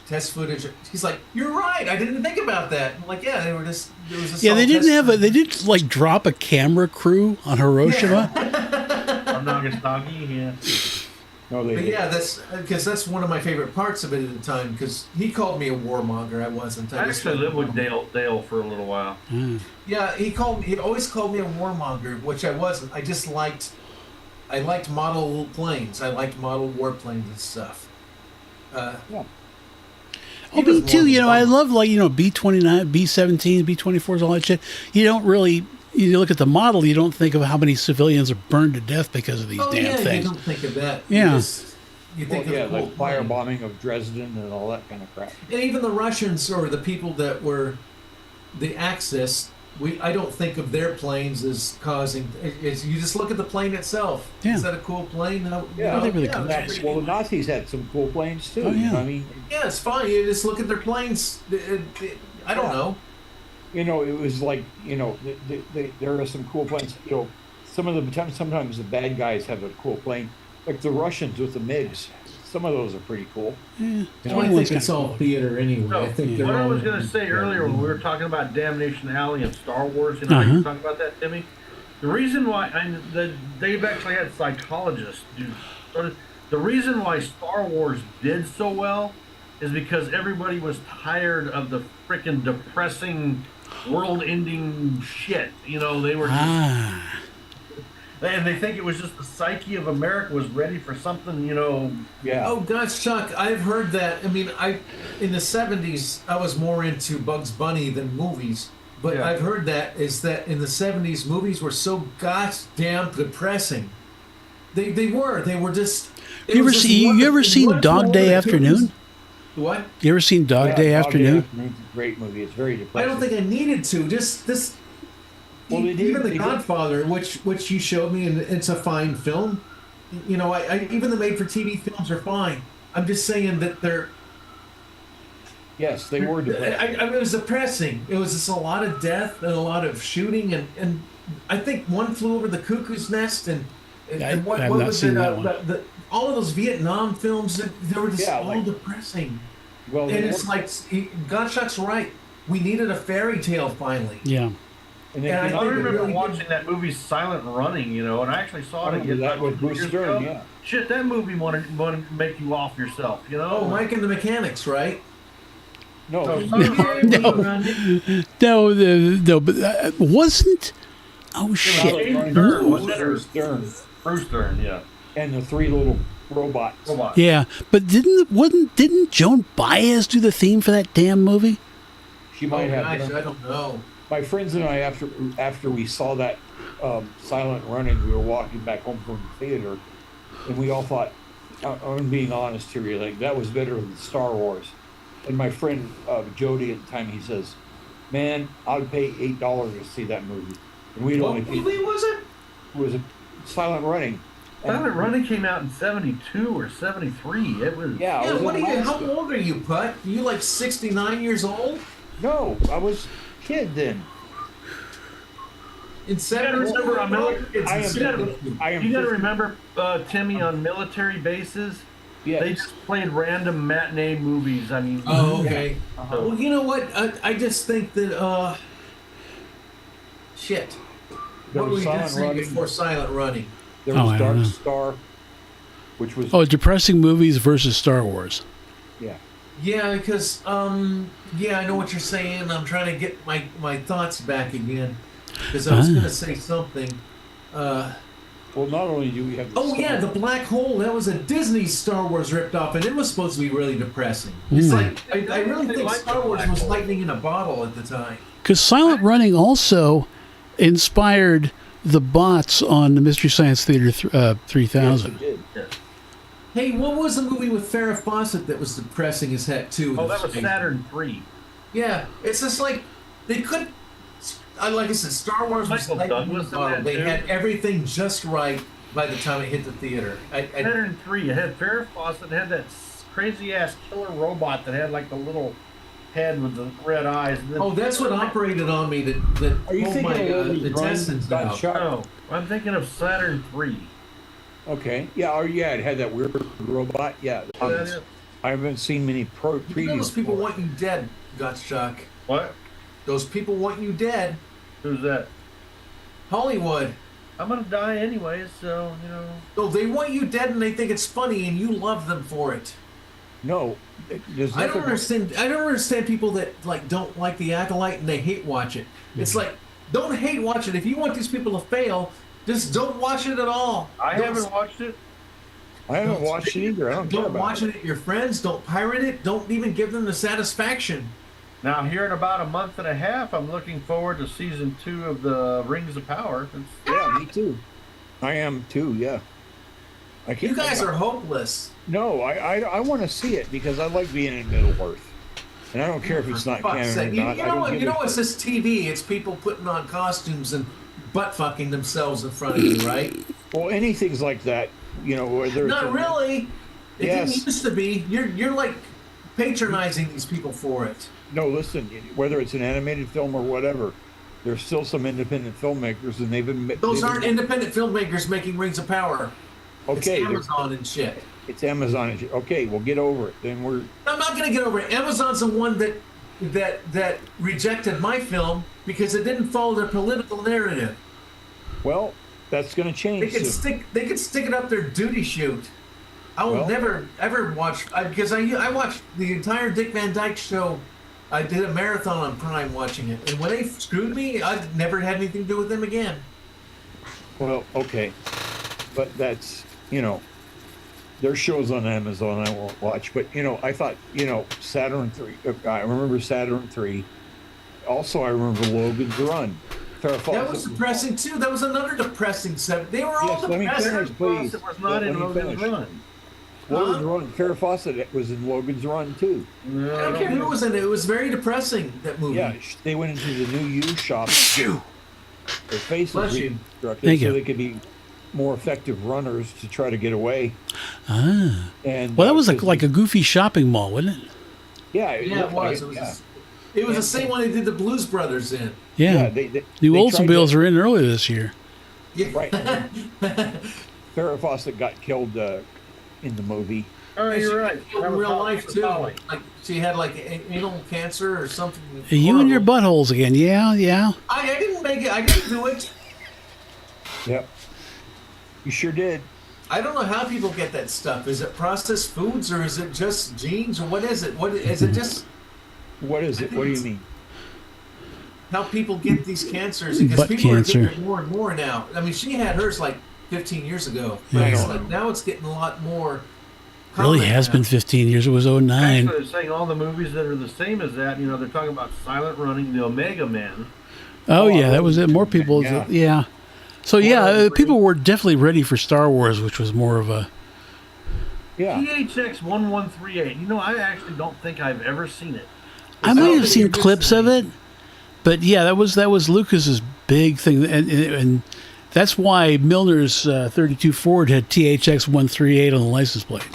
Yep. All I It's- have to say is if Lucas did the movie unchecked, it's rubbish. Well, it was his student film. It was his student film when he was in film school, and then he Yeah. remade it with Donald Pleasance as a big theatrical picture. and it I'll wasn't tell you the great. movie that was corny, but it was kind of fun to watch. Remember Battle Beyond the Stars? Yes. Didn't see it. Is that the one we all want to the Aurora Mall to watch? And the whole thing, the in the premiere, I mean the trailer, the whole thing that was going for it was some stupid little bratty kid that said "damn" in it, and Yeah. that was the only thing the film had going for it. Was this Battle bratty Beyond the kid. Stars came out in 1980, so I don't know if Yeah. we're hanging No. out. Oh, the one we watched is probably from '83. Well, there's, you know, the thing about Star Wars, not only was Gottschalk right about it, people wanted the fairy tale, but the thing that pushed it over the top, that made it an absolutely epic movie, was the music score. You know, the James Horner, I think it was who No, it was was John Williams. John Williams. Williams, the yeah. master John Williams. Oh yeah, I think Star Wars would have just come and gone and been forgotten if it wasn't for John Williams. Exactly. Oh yeah. You know- I agree because there was a trailer that came out that was on the Laserdisc version, like the special feature in the '90s, and they showed the original trailer for Star Wars without the John Williams score, and it was like, and funny little droids. It's like nobody would have watched this shit. It was terrible. And And then it a was little like bit of like techno 1978, music. pretty much. Yeah. And since 1978, pretty much, Darth Vader has been the #1 villain of film of all time. Oh yeah. And in the movie Star Wars, he had 11 minutes of screen time. Yep. Really? That's all? Yep. It's like Hannibal Lecter only had 14 minutes of screen time. Well, Yeah. how long did Obi-Wan have in the original? I've never seen that stat. He had more I than just seen that. the stat for Darth Vader, and he had like 11 minutes and 38 Yeah, but seconds. Obi-Wan was a bigger villain than Vader was. Obi-Wan wasn't a villain. Yeah, he was that old bastard. He kept going up there saying, Well, the problem was the Yoda was the villain. It was like he dumped Luke's spaceship in the damn swamp and say, "Oh, you don't have any patience." Like, fuck you, patient shithead! I was hated getting that my damn Muppet. spaceship out of the damn swamp. I don't know what was worse, the damn Muppet or Obi-Wan always saying, "Come on, man." Well, I've always said, believe it or not, the Rebel Alliance, that's exactly what they were. They were rebels. They were terrorists. Yeah, they were assholes. Fuck them. They're no good. Empire Yeah, was they all had legitimate. orange prison suits. If Yeah, they the hadn't Empire. blown up the planet, everybody would have rooted for the damn Empire.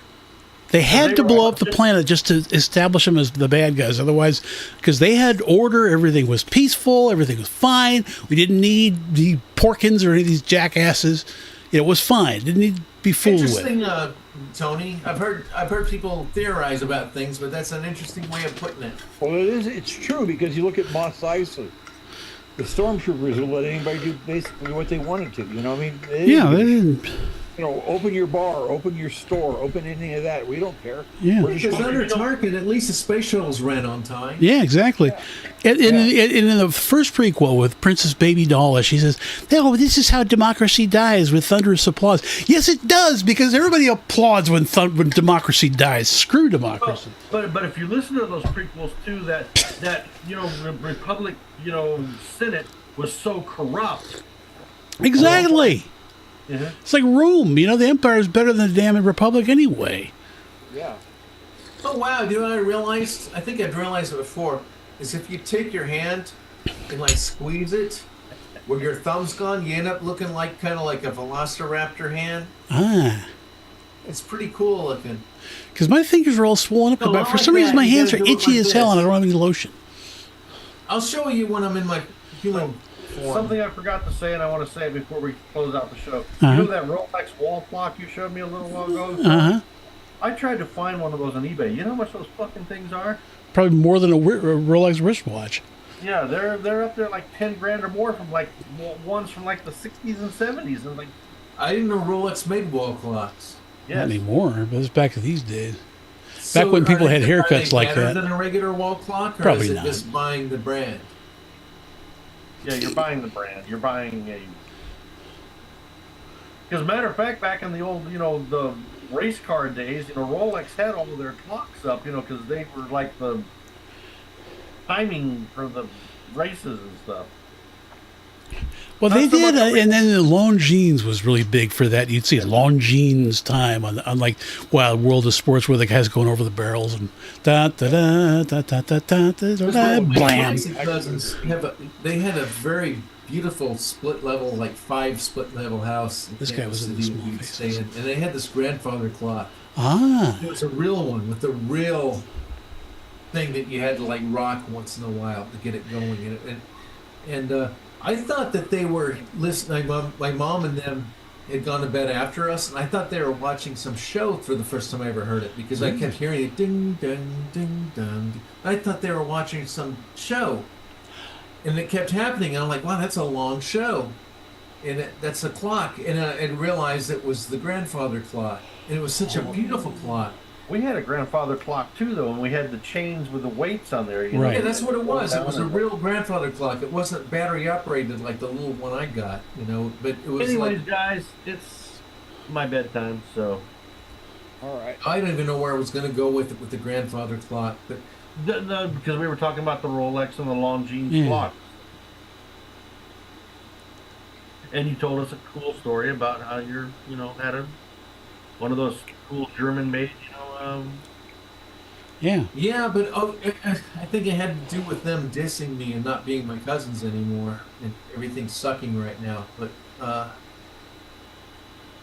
so I good. had cousins that were beloved that I grew up with that we played all the time that I haven't talked to in 20 plus years. You know the difference is though is you've got kids and grandkids and you've got the whole family going, and I don't. All I've got are cousins, and when you've got like maybe 8 cousins, 10 cousins, and then 2 of them drop off the list, your family's all of a sudden 25% smaller, and it just sucks. I understand. Well, I don't understand, but I can sympathize with the. And they weren't part of the lot of cousins that I'm used to. They're my other cousins. That, Oh. I never mind. I don't want to get into that. Anyways, everybody out there in Chatland, I want to say thank you for joining us. We appreciate it as always.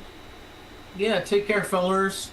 All right. Give me a second because it's not when responding the right next away. time we do this show, maybe I will have my album submitted, the new one, Ah, for digital distribution, and that will be the point of no return. there we go. And I'm so scared. Yeah, that song was scary. Now, this guy, he was in the Small Faces. What song? Not that guy. Point What of song no are you talking return. about? Point of no return. Kansas. Oh, Kansas. No, I'm just saying, I've been working these songs for a year or two. And it's like, once I submit it, I can't, if I listen to it again and hear a flat note or something, there's nothing I can do about it. Yeah. But then, of But I course, did that's sort of something- liberating. I always remember when I get on board an airliner to go to school or go back home, once they close the doors, like, okay, anything I forgot to do, screw it. It's over with now. Yeah. That's a good way of looking at it. Thanks, Tony. I'll have to look at it that way instead of punishing myself. Well, Yeah. because that's what I'll do.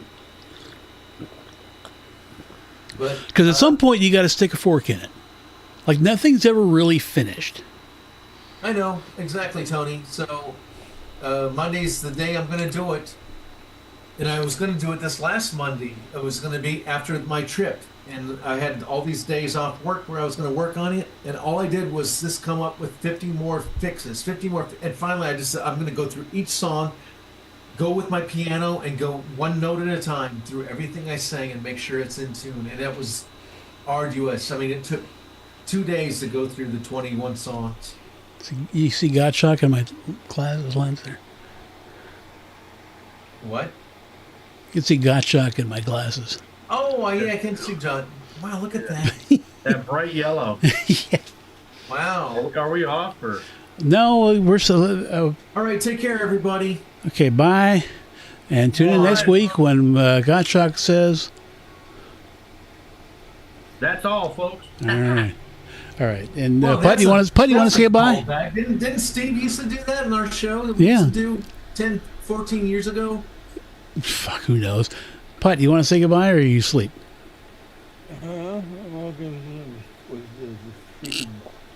Thank you. All right. Goodbye. No, I'm fine. My Goodbye, fuckers, everybody. you didn't ask me what to say, so I'm just being crass. All right.